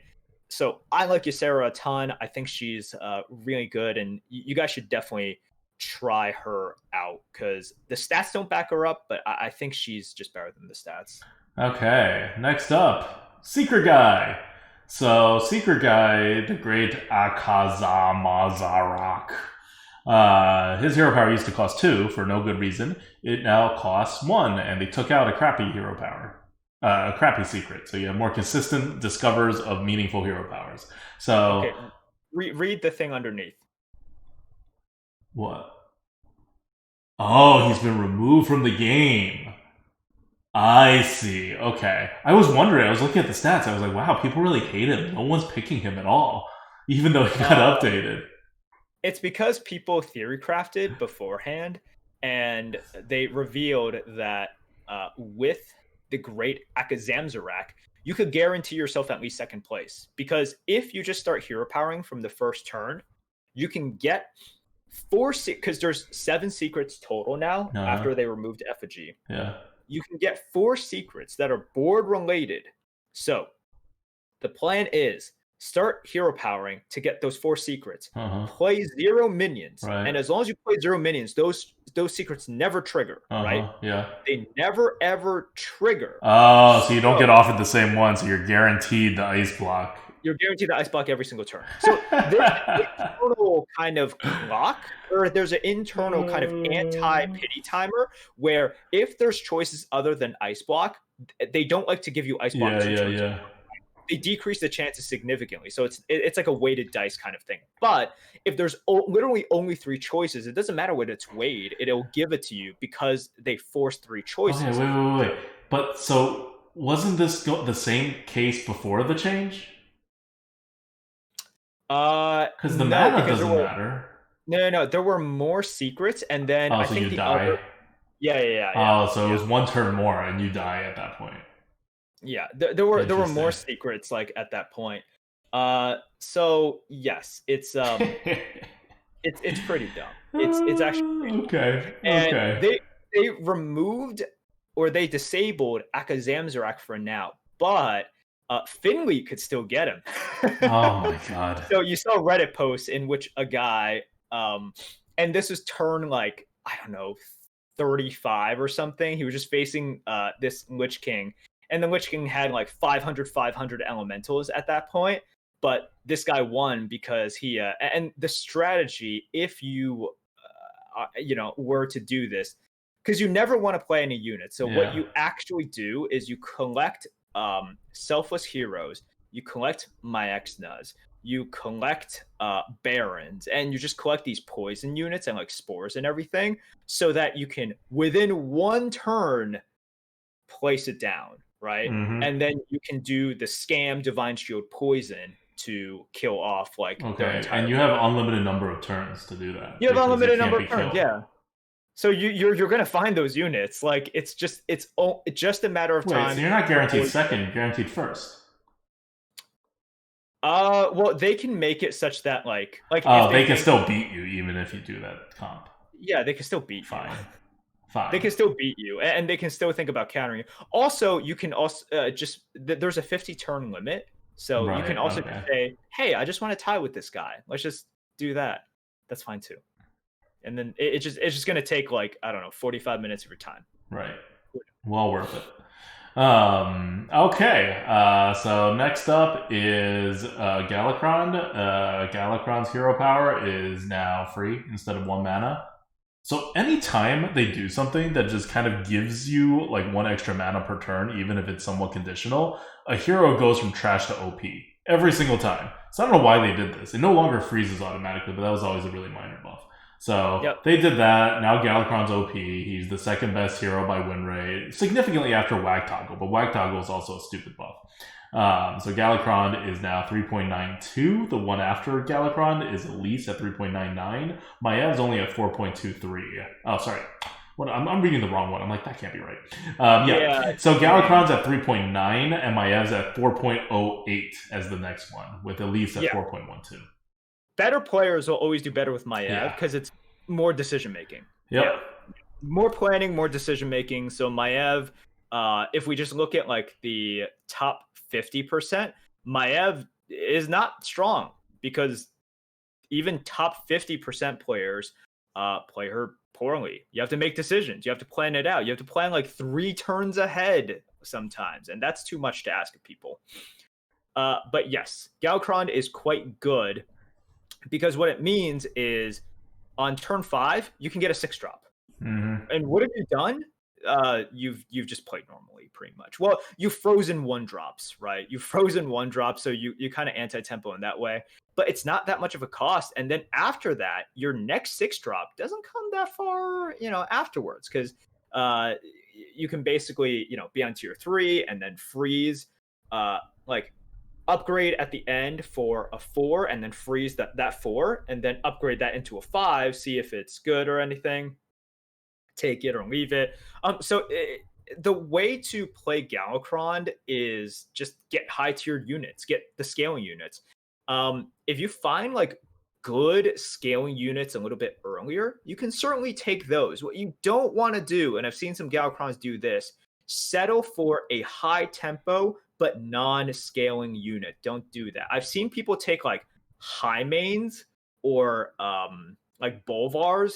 Don't do that. That'll win you the next couple battles handedly, but go for the scaling unit. If you're a Galakrond, you are a number 1 finishing hero. So don't consign yourself to the Darrows and kind of the wag toggles, like go for the win. So if you miss with the 6 on the first time, you can think about just freezing it and re-rolling it, because you can use it on a 6-drop to re-roll into another 6-drop. If you find a good 5-drop, obviously take that. Like I found Lightfang in one game. That's an automatic pickup. Like Lightfang that early. It was a turn 4 Lightfang. So yes, you definitely take that, and then you just start building that, and then you snowball off of that into a win. If you get a major domo, you can also consider that. I think it kind of depends on the situation you're in. You also want to see like what board you have as well. But you can consider that. It has to be a scaling unit. It has to be either a scaling unit, or if at the point in which you rolled into it, it's something that is super high tempo, and you just say, well, okay, and this will at least give me some room. So something like a Foe Reaper or a Gas Coiler, that's fine. Take it. It's going to give you a huge burst of power and allow you to level a little bit more aggressively. That's fine as well. Okay, so when do you stop refreshing after you're on tier 3? What do you mean stop refreshing? Like, because you can't refresh the tavern to keep using this. So when do you stop refreshing? When do you stop freezing, you mean? No. Do you always freeze? From turn 1? Yeah. Because that's how you keep it. I'm not going to evolve it and then not keep it. I see. Okay. So you're just like dying the whole time, and then you get one unit? No, you're not dying the whole time. Well, you have a turn 1 unit, and then you level on turn 2, and then you power level on turn 3. Like, you don't suicide level on turn 3? Sometimes I'll just do the... because sometimes I just do sell buy. Yeah, exactly. Okay. And then you level the next turn. No, why am I leveling on 6 gold? Right, so you're buying 2 more golds. Okay. Yeah. So yeah, sometimes I'll take a little bit of damage, but I see. It's not that much. You're definitely not leveling on like for 5 gold on 6 gold. That doesn't make any sense. Okay, but so you never roll a tavern? No. All right. Not yet, anyways. Do you fill your band before you upgrade like normal, or do you like just level if you don't find anything good? What do you mean by upgrade? Tier up? Tavern up. No. I do the normal, like go to tier 3 on 7 gold. Right. Okay. Cool. Yep. Okay. That's Galakrond, and next is Tess. Tess's thing. Now, like Tess used to give you a selection of random minions from your opponent's last warband, but now it gives you all of them. Yep. It used to be capped based on your tavern tier. And that was always stupid because it was not powerful enough for people to be scared of this. And so now they finally unlocked it, and it turns out to be a decent hero power, but not overpowered. At least by the win rate. It's quite good, though. It's quite good because a lot of people are... well, first of all, what you're seeing in a lot of games are Galakrond, Maiev, Elise, Millhouse, like Candace, Omu. What do these heroes have in common? They are aggressive econ heroes who are going for the scaling units, and some of these heroes are taking hits while doing it, right? Like they are sacrificing their HP in order to get these units. What are you doing? You're spending a gold after you face them to take that. And a lot of times they have even complementary units with it, right? Yeah, right. It's like, oh, they have a little rag? Well, there's also the Genie there. Oh, wait, there's also like a Major Domo there as well. Or something like that where it's just really good to see their entire band because, surprise, surprise, people take synergistic things. People take things that work well with each other. So yes, Tess is a lot more consistent now. I played her once or twice, and she's felt really, really good because you can just play solid. You can just play kind of, get these buffs now and again. And even if you miss one, like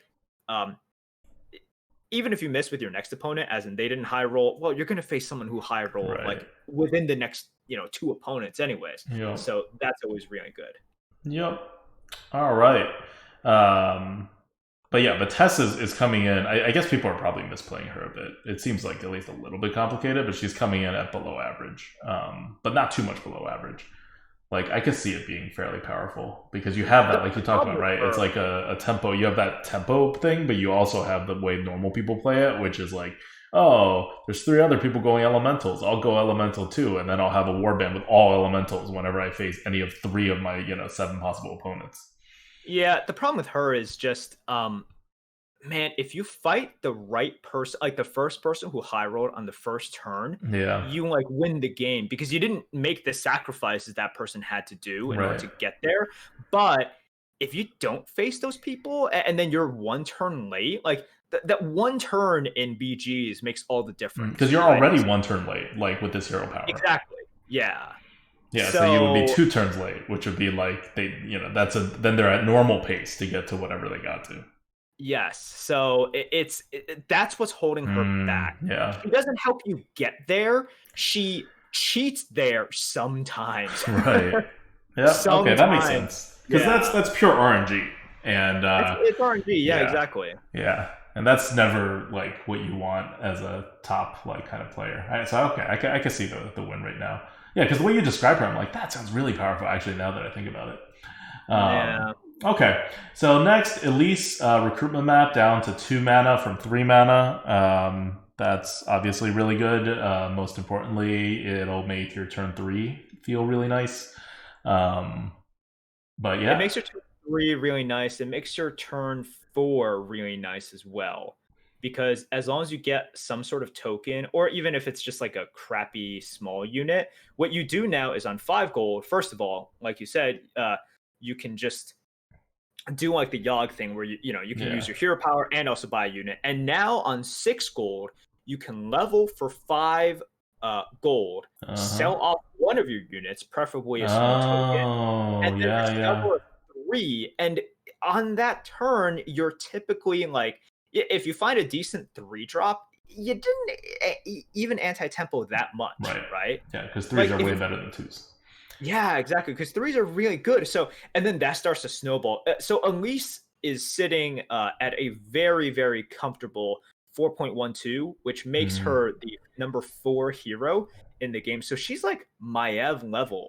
And once again, we see you give classes just, 1 gold on their old hero power. Yeah. And it becomes really good. And the thing with Elise is they didn't even give her 1 gold, right? They gave her 5 gold. Yeah.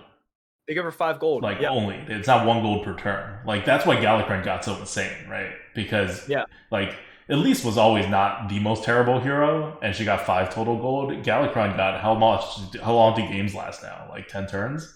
Galakrond got like 10 gold.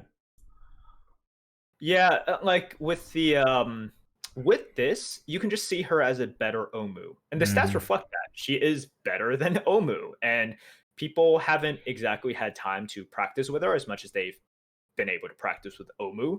But yeah, Omu and Jandis, who are at the top of the meta, have been knocked down a little bit.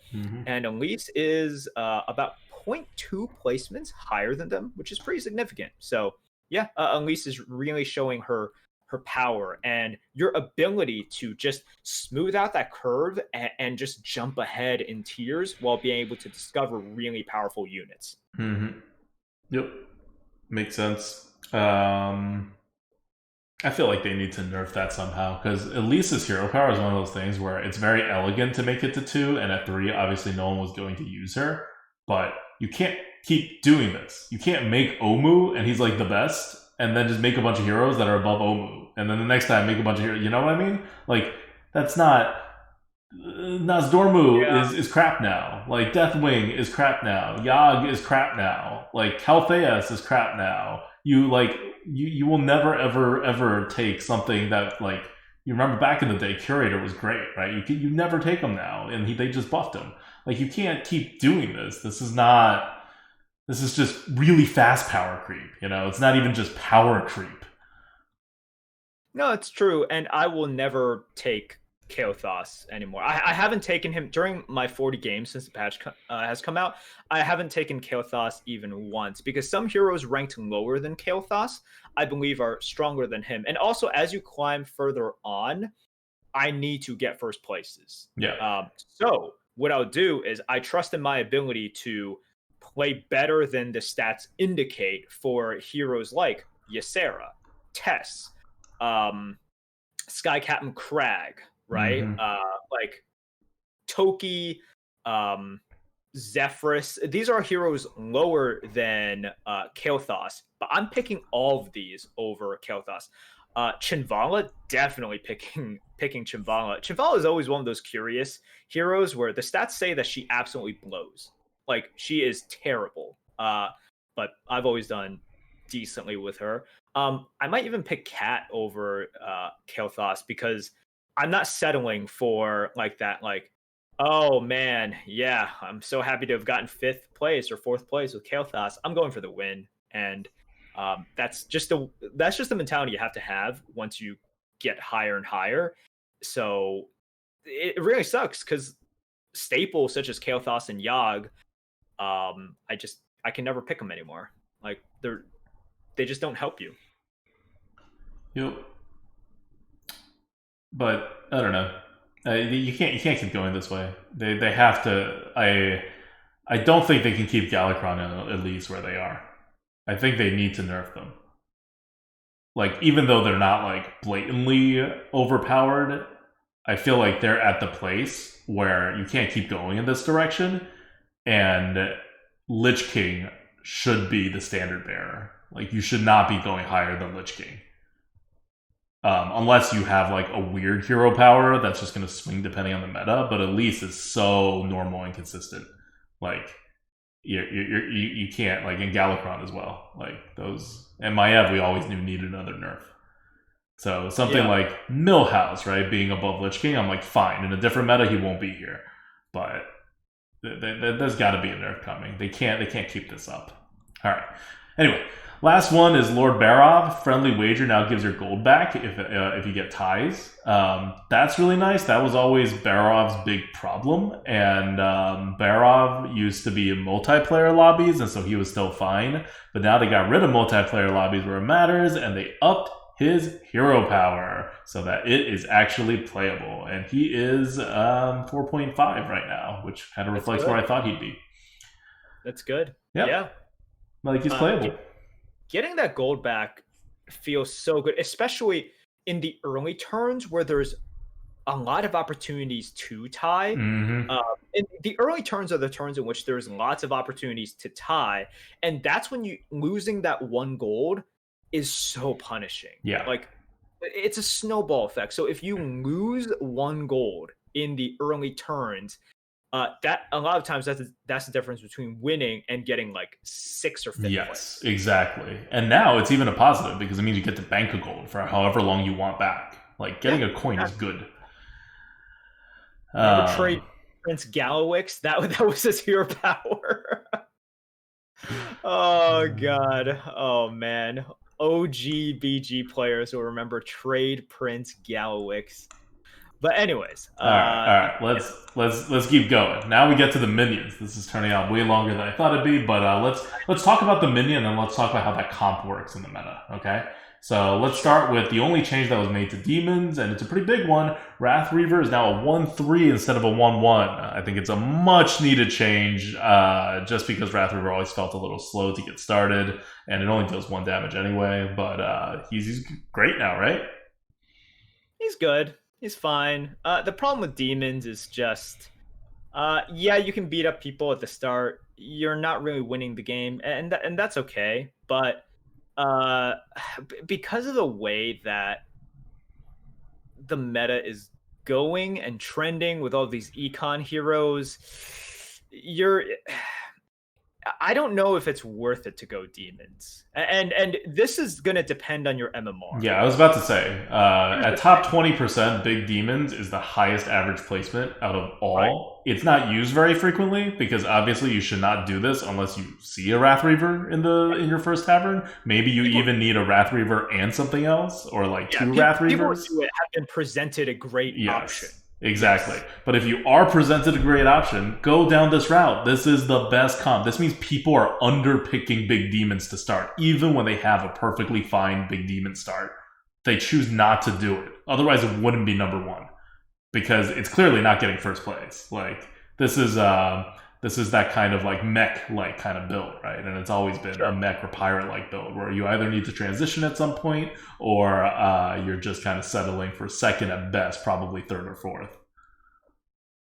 Yeah, the problem with Wrathweaver is essentially if you're trying to go for like higher up on the leaderboard, it's just not worth it due to the skewed MMRs. Now, if I'm playing sort of like where HS Replay says is like the top 50%, right? Or like top the top 20%. 70%.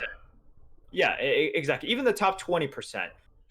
Demons are a great choice. And I agree. I think demons are underutilized because I think people just find them boring as well. They are pretty boring. Let's face it. If there's one thing that is a knock on demons, they're really boring. So the Wrathweaver change is great because health has always been more important. And also, this makes it so much easier for you to take Wrathweaver, especially on turn 1, and not feel terrible about it. Because if you take Wrathweaver turn 1, you always take damage, and that feels so bad. And now a 1-3, it ties with a lot of things. It can beat some things, and 1-3 is a perfectly valid stat line. So, very necessary. Demons are fine.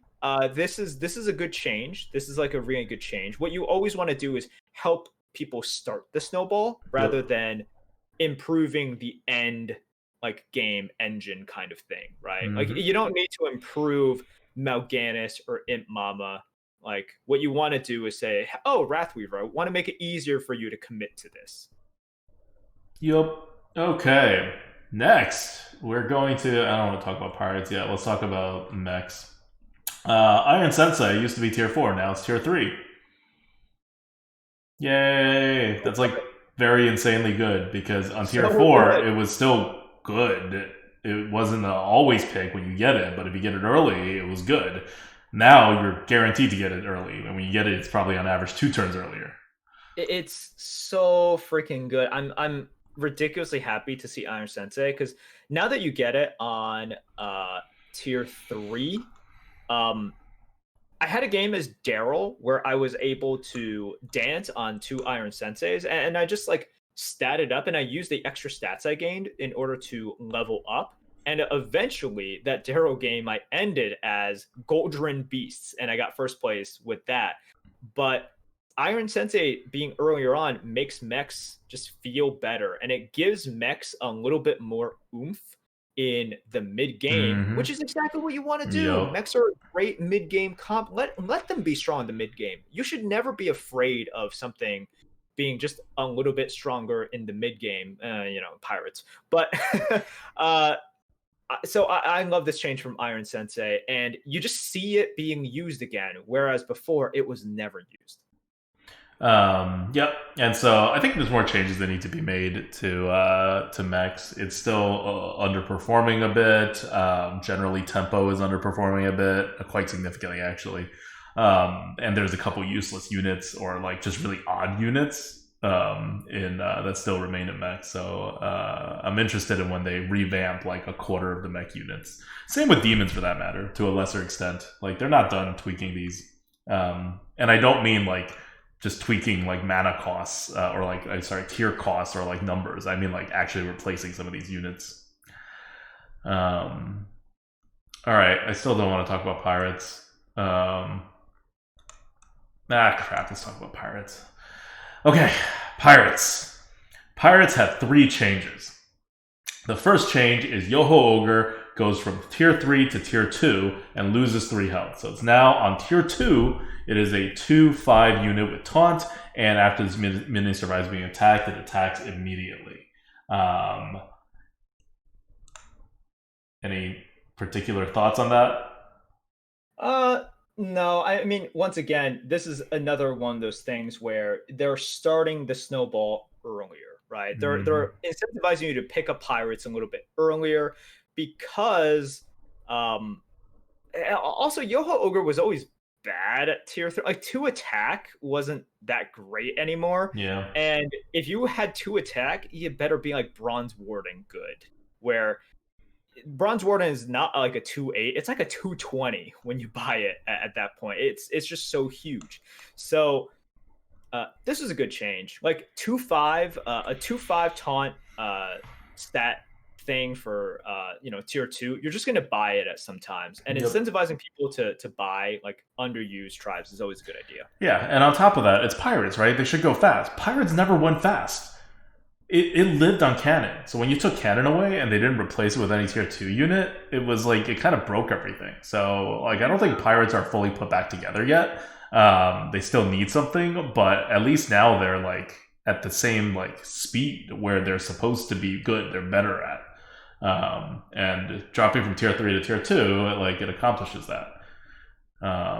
So the pirate unit that takes over Yoho Ogre's tier 3 status is South Sea Strongarm, which used to be tier 4, is now in tier 3, and it loses 1/1's worth of stats, but it's otherwise the same. You're using it to give a friendly pirate +1/+1 for each pirate you bought this turn, but otherwise it's a 4/3. So, hey, there's more of these in the pool now, so that means you can buy more pirates now. It also does this, right, because you have a lot of pirates you need to buy a lot of them, right? You have the Hogger that gives you the gold. You have the whatever that guy is that grows when you get more pirates. So so you've increased the pool of pirates by moving things down. There's now 2 more Yoho Ogres in the pool and 2 more South Sea Strongarms. And South Sea Strongarm buffs on top of just being a pirate. So it's all very good. Yep. Oh yeah. Anything you want to say about South Sea Strongarm? No, Okay. pirates are just better now. It's good. Yeah. Rip Snarl Captain. This was the tier 4 minion that was a 3/4, and whenever another friendly pirate attacks, give a +2/+2. They changed it to 4/5. Thank you. It was very, very like randomly low statted, I think, for no good reason.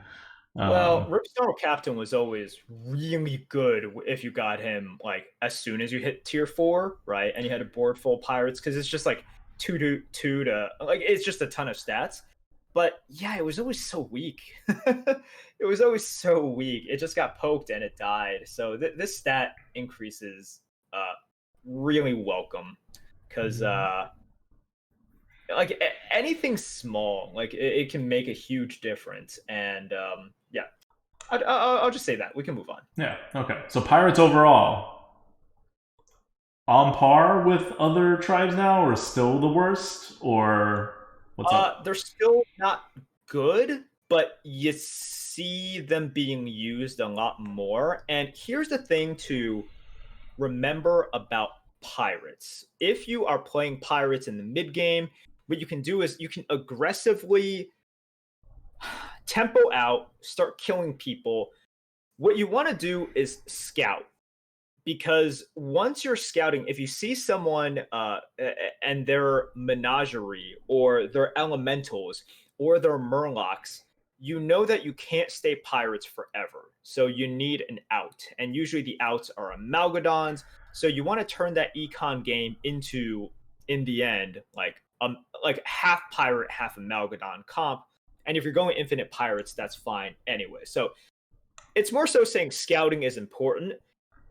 But even if you're going infinite Murloc, or not infinite Murlocs, infinite pirates, you face the same issues that pirates have always had, which is they don't do anything more than just stats. There are a ton of stats, and you can get like a buttload of stats in one turn, but they're only stats. And one Divine Shield poison thing is going to 2-for-1 your giant 300 pirates. So don't be blinded by the stats. Scout and see if you need to adjust / pivot accordingly. But I played pirates quite a few times since the patch dropped. Now, did I end pure pirates? No, but I played pirates quite a few times, and that's a lot more than I did pre-patch. As long as I'm using it, like, not every single tribe has to be a pure number one capable tribe, right? But if I'm using it, that's exactly what Blizzard wants people to do. It's like, hey, there's this tool here. You should use it. And whatever you deem necessary with it, whether it's early game, mid game, end game, that's cool. Just use it to help you win.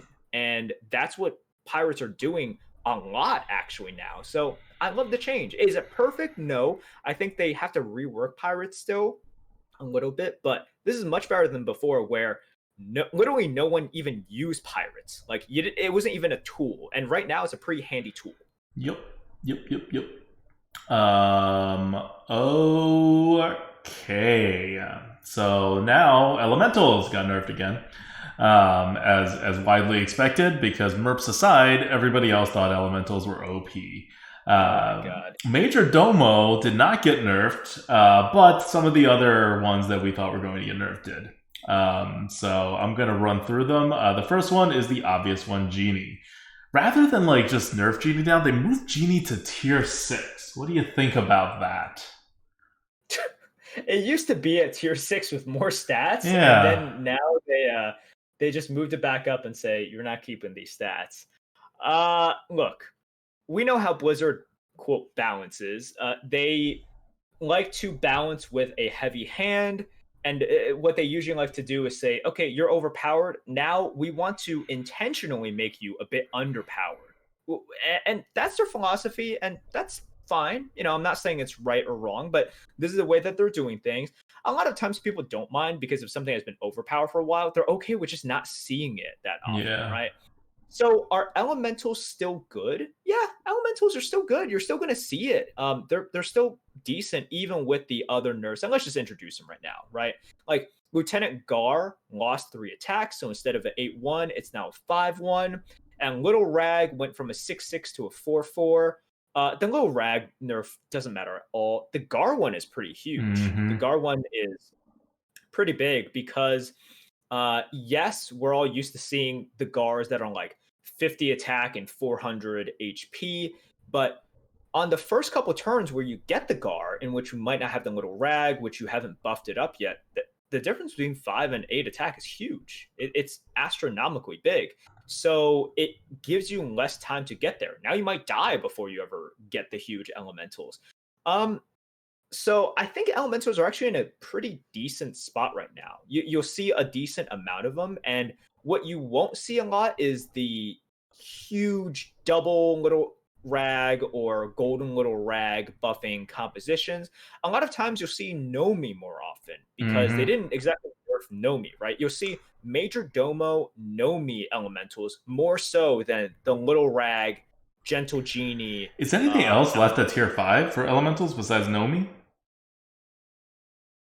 Oh, you still have Tavern Tempest. Oh, Tavern Tempest. Okay. Yeah, Tavern Tempest is still good because whatever elemental thing you have, it's always good, right? Right. So Tavern Tempest is great, but I would say that Nomi elementals are much, much, much more prominent than the Little Rag buffing elemental now. So it's going to be Nomi and Major Domo, and with Major Domo, it's just as good with some sort of menagerie composition. You might see Major Domo paired with a Cave Hydra, because that's a great use for that buff. So I think elementals are fine. Like they tried to nerf it a lot, and so they nerfed the, I would say, worse offender, which is the Little Rag kind of like major stats way too early kind of thing. And Nomi, you have to get it really early, and it's still really good. So they didn't like nerf elementals as in you won't see elementals anymore. You'll still see a lot of elementals, but I'm more okay seeing the Nomi elementals because it's a progression, right? It's a progression to get there rather than just suddenly spiking and then also RNG spiking with the Gentle Genie. Yeah, elementals are now played exactly as often as dragons and perform worse than dragons. They are pretty mid when it comes to the stats for top 20% players at least. So I feel like the nerfs had the intended effect for Blizzard, which is really to shut up everybody about elementals being OP. However, they work at the top level. All right. Finally, there are still more changes, and the last changes are to Menagerie. Menagerie used to be fine, now it is even freaking better. So one of the changes with Menagerie is Lightfang Enforcer is +2/+2 again. It used to be +2/+2 way back in the day, and then they introduced more tribes, and they're like, oh no, that's too powerful. Well, there's been some power creep with the minions and the new tribes, and so they're comfortable setting Lightforge Lightfang Enforcer back. And then, in the same breath, they took away Amalgadon as ability a bit. Amalgadon used to say for each different minion type you have, adapt randomly. Now it says for each different minion type you have among other minions, so it no longer counts itself, adapt randomly. So it loses one adapt or two adapt if you have brand, making it a bit worse. But still, like, one of the endgame units for all tribes. Yeah, Amalgadon, essentially what it did was it became worse for singular tribes, right? Because if you're Menagerie already, and you have, like, let's say a Lightfang or a Bran, and then one other slot, right? Well, now I want to fill that in with an Amalgadon. So instead of, let's say, like 6 buffs, you're getting 5 buffs. But if you were a singular tribe, you were getting not buffs, adapts, 2 adapts, and now you only get 1 adapt. And that 1 adapt, well, that's a hell of a lot worse than 2 adapts. Crazy. This is the analysis that you guys are here for. So it's a lot worse in those situations. And also, Amalgadon was a little bit overtuned because it was the end game. Statistically, it is still the second best unit in terms of play impact, and the definitive second best unit in terms of play impact by HS replay stats for top 20 percentile players that you can get in the late game. The best is Nadina for Dragon builds. But yes, Amalgadon still beats out everything else. Which is insane, because what you see with, like, people are only getting Nadina if they have a Dragon comp, and if they have a Dragon comp, Nadina just doubles the effectiveness of their board. So yes, that's still an insane stat. And yes, Amalgadons are still the great end game unit that, like, if you're behind, Amalgadon can save you. If you're ahead, you can just lock up the win like that. And I think it's okay. You know, it was just a little bit too overpowered before, but I don't find Amalgadon that annoying. Like, at the end of the game, there should still be power spikes available to people who are not exactly in it, right? It's like a good catch-up mechanic, and it allows people to pull out victories where perhaps they shouldn't have been able to get, but if you position yourself well to get the Amalgadon and you roll well, then you can get the win. So I like that. I like that mechanic. All right. So that's Battlegrounds. Any overall meta analysis of Battlegrounds? Yes, I'll try to keep this somewhat short because we have been going for a long time. But I have been doing quite well in my past, like, 40-ish games as well. A couple What ratings are you right now? I'm a little bit over 13K. So you're like, are you top? I'm top one. Top 100? Okay. Yeah, top 100. I'm right now checking. I'm 91. Okay. But this is also a good time since we're talking about MMR rating. Huge disincentive to climb really far for not just myself, but especially for the tippy top players like Victor, who's number 4, Dog, who's number 15, and I've seen both of them talk about this exploit recently, and I feel like we need to talk about it because we need to really put the spotlight on Blizzard and get them to change it. There is a way currently for you to, I'll say, quote, easily, because it takes a long time, but you can easily get to 17K, 18K. There's someone on the China server who got 20K MMR. And what you do essentially is, if you know the split between internal MMR and external MMR, you have an internal MMR, and your external MMR, which is the Season 2 MMR, is kind of trying to match you to the internal MMR. Right. But it's not a one-for-one kind of like, oh, it always follows. So people have been able to find an exploit where if they concede like 600 games in a row, like, I'm not even joking, like about 600, I think people might even do it into like the 1,000. What they do is they queue up, they concede, do that 600 1,000 times. Your internal MMR is so low, it's like negative a bazillion, that if you start playing, you can get to like 17, 18, 20K MMR really easily, because even if you win 200 games or 300 games in a row, you're still nowhere close. So because of your internal MMR, you're still queuing with people who suck at the game.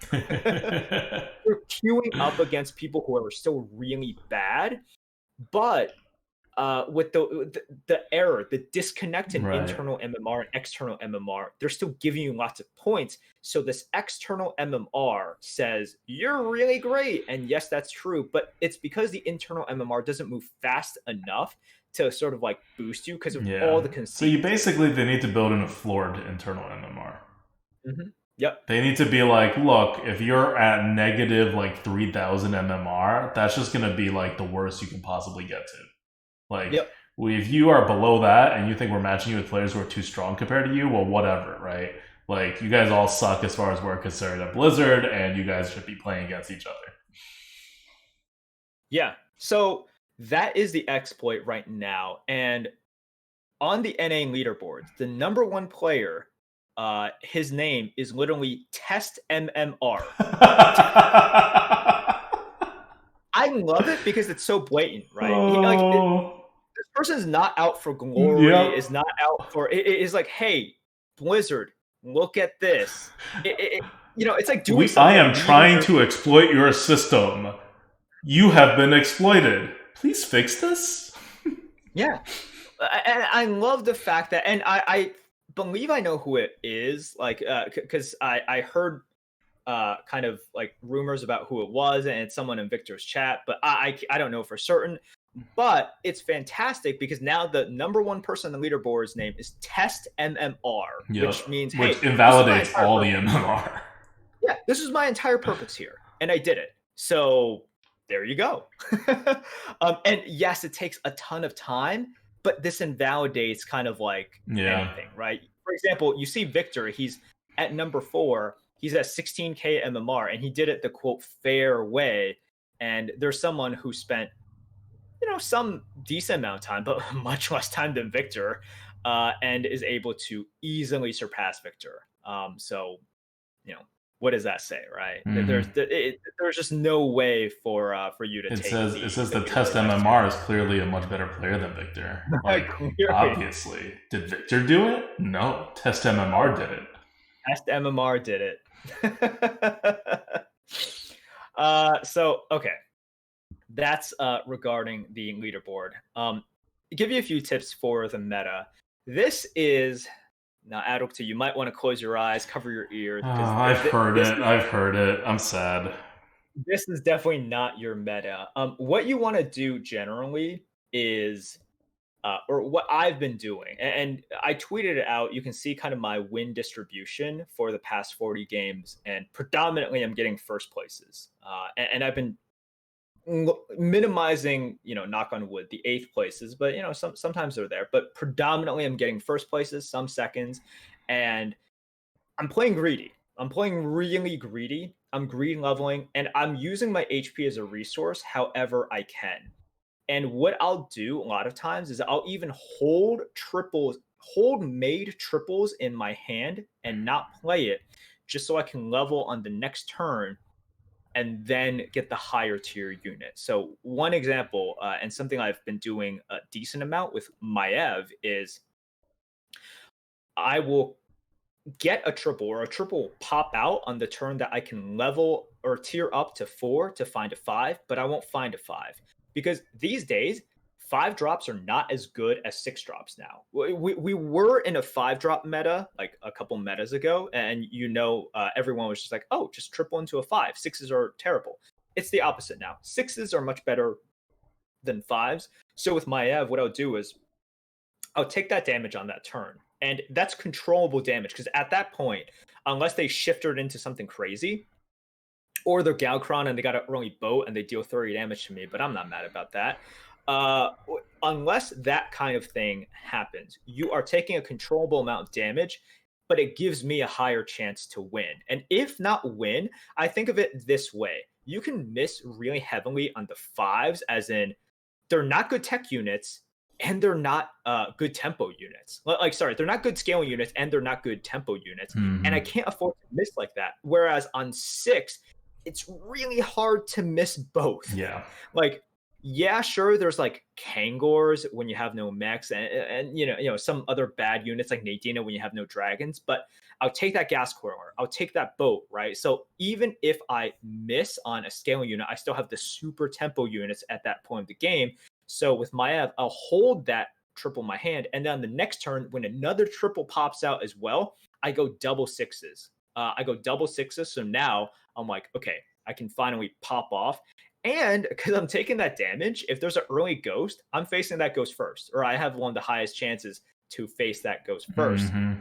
That is a big general overall tip. Level. Use your health as a resource. If I'm not going to, I feel like that's like such a bad rule design, right? That only the bottom can face a ghost. Like, I get it from a game design perspective. You need a blue shell to catch up. But like now you're just encouraging people, and it's always been part of the game. They're just encouraging people to like take damage and like not play the game essentially in the early going. Like, I don't know. That feels like terrible design to me. But game companies these days swear by it. Yeah, so it's I will say I'm giving you guys these general tips. And people are gonna come back to me and be like, Merps, I tried it. I keep getting like 7th place or 8th place. This is kind of like the aggro hunter thing where I can explain it and then you get like people can try to implement it, but it's like you make one different decision and you're dead. You're dead, right? So what this also entails is what is included in this package is heavy scouting, knowing what your chances are of facing the ghost next turn. Like, we're getting really into it, right? Like, this is like really into it.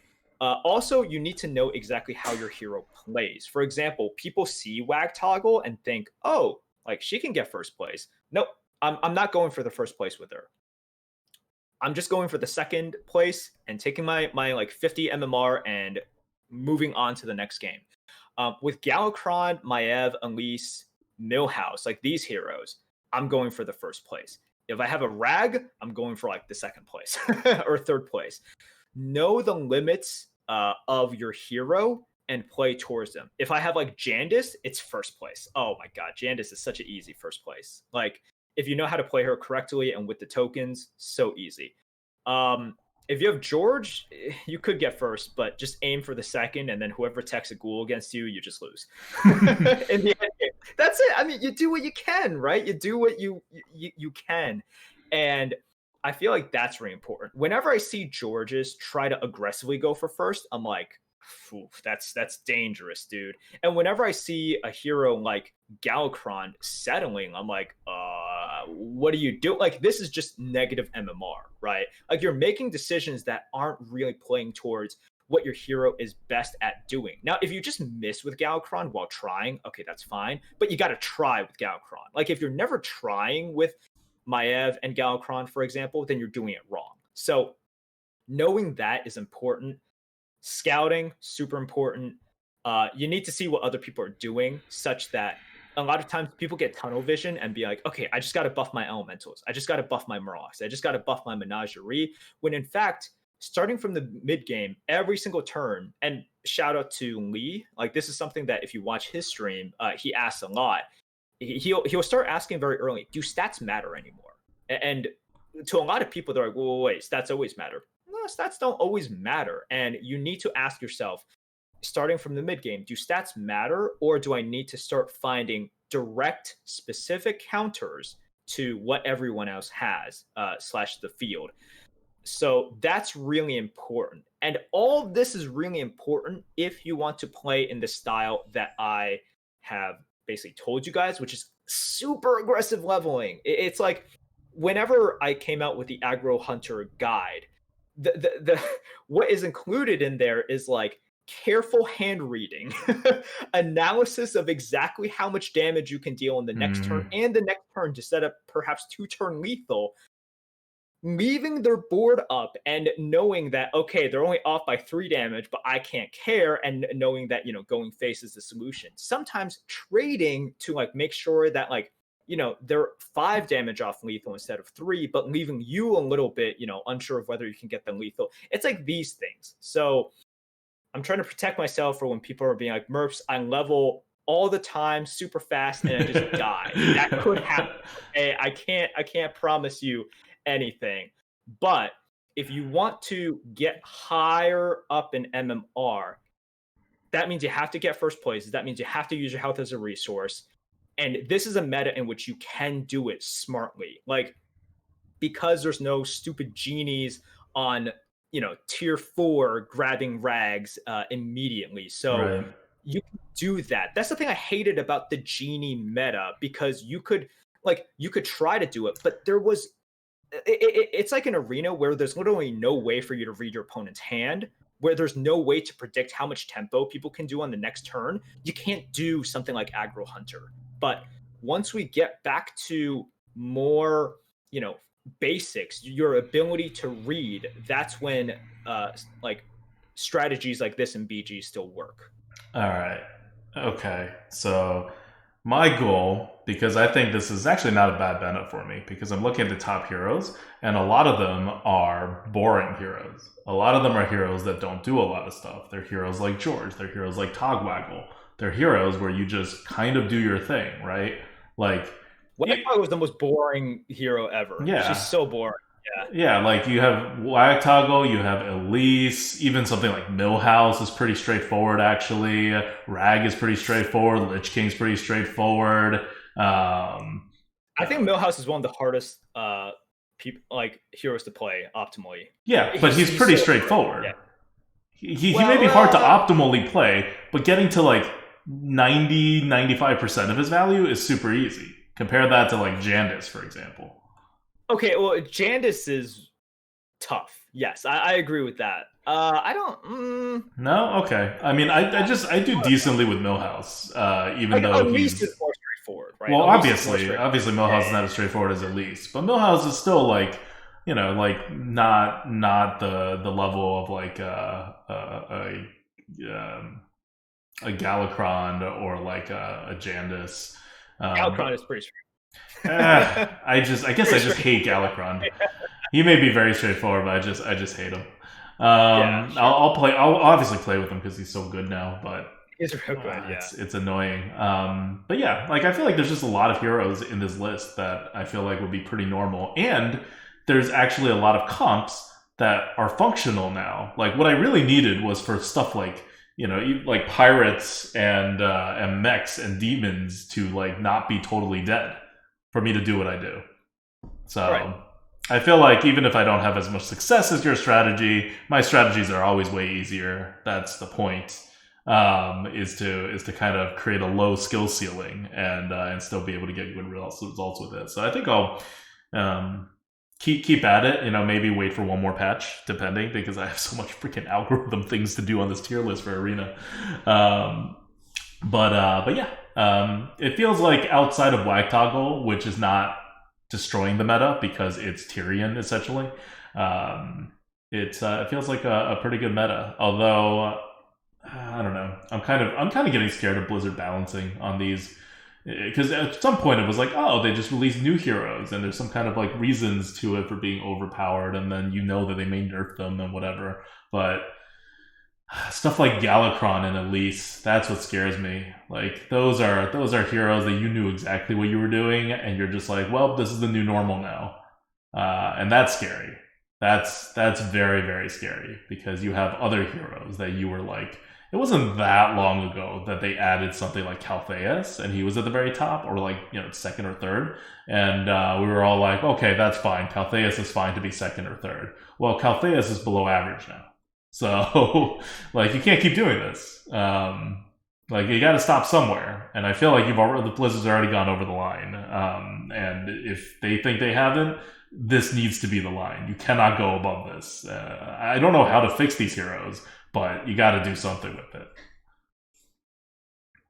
I agree. This is just, I think they've just stated, okay, this is where the power level is going to be. Right. This is where the power level is. But you can't keep stating this is where the power level is going to be at a place that's 5 to 10% higher than the last. This is where the power level is going to be every like 2 months.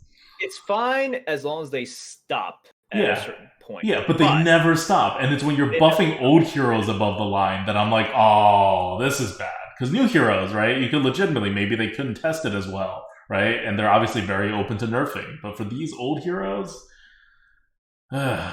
It's not even like Elise is hard to play, right? And you said Galakrond was easy to play. I can see Galakrond not being so easy to play. At least it feels complicated to me, like conceptually. But I guess it can't be that hard. It's also the number 2 hero in among all players. You push the button and you see, is this a good unit? If not, don't take. Keep freezing. Yeah, exactly. All right. So, he's not that hard, especially because there are actual hard heroes like Jandis, like Millhouse, like Maev, which take turn planning and a lot more analysis. But that's where BGs are, and I find it a lot of fun. Look, I wouldn't play 40 games in a patch that just came out like 3 days ago if I didn't find it fun. Right. And it's a lot of fun right now. It just tests you on skills that you might enjoy, you might not enjoy. I enjoy it, so it's good. Also, it just feels better to know there's no group queues in the game. Like, just the feeling that they were there, like this like secret shadow society, right? Like lurking there, and the possibility of it. And then when you see it, it just tilted me so much. So knowing that that is not a possibility anymore, it just makes me feel good. Because whenever I lose, I'm like, well, I lost because I suck. And not like, oh, I got super omega scammed by the Shadow Illuminati like group queues. Mm-hmm. All right. Well, that's it for our coverage. This is a lot, and the next Lightforge is the card preview Lightforge episode, so that will be like 8 hours. I'm going to right now give a shout out to our patrons before we leave. Our patrons at patreon.com/grinninggoat, really keeping the lights on here at the Lightforge podcast. Want to give a big shout out to Nordoge, Joel Turnbull, Yin, Changyan1, RV Night Train, and Eric Lin. Thank you guys so much for your support as our top Patreons for the month of October. If you want to support us and you are, not watching us on Twitch and so not a Twitch sub, please feel free to go over to the Patreon page, patreon.com/grinninggoat, and subscribe there. We get pretty much all the money that comes in from there. Patreon takes a very, very tiny fee. So it's a great way to support us on a monthly basis, especially if you just listen to the podcast or watch the YouTube video or use the tier list and just want to throw some support our way. And if you have a Amazon Prime thing that you are not giving to any streamers right now, we would really appreciate it. You do have to stop by our Twitch stream every month and hit a button, but we get money from that, so that would be appreciated if it's just sitting there. All right. Anyway, thank you guys so much, and we'll come back next week with the super long card valuation Lightforge that I know you're all waiting for the Dark Moon Fair expansion, which I'm kind of excited about, but I will definitely be more excited about once I look through all the cards and once they reveal all the cards, especially the neutrals. Like, it's hard for me to get excited about a set until I see all the neutrals, and then I'm always like, oh my god, look how this is going to change the meta. All right. Until then, have a good night. This is ADWCTA. This is Merps. See you guys.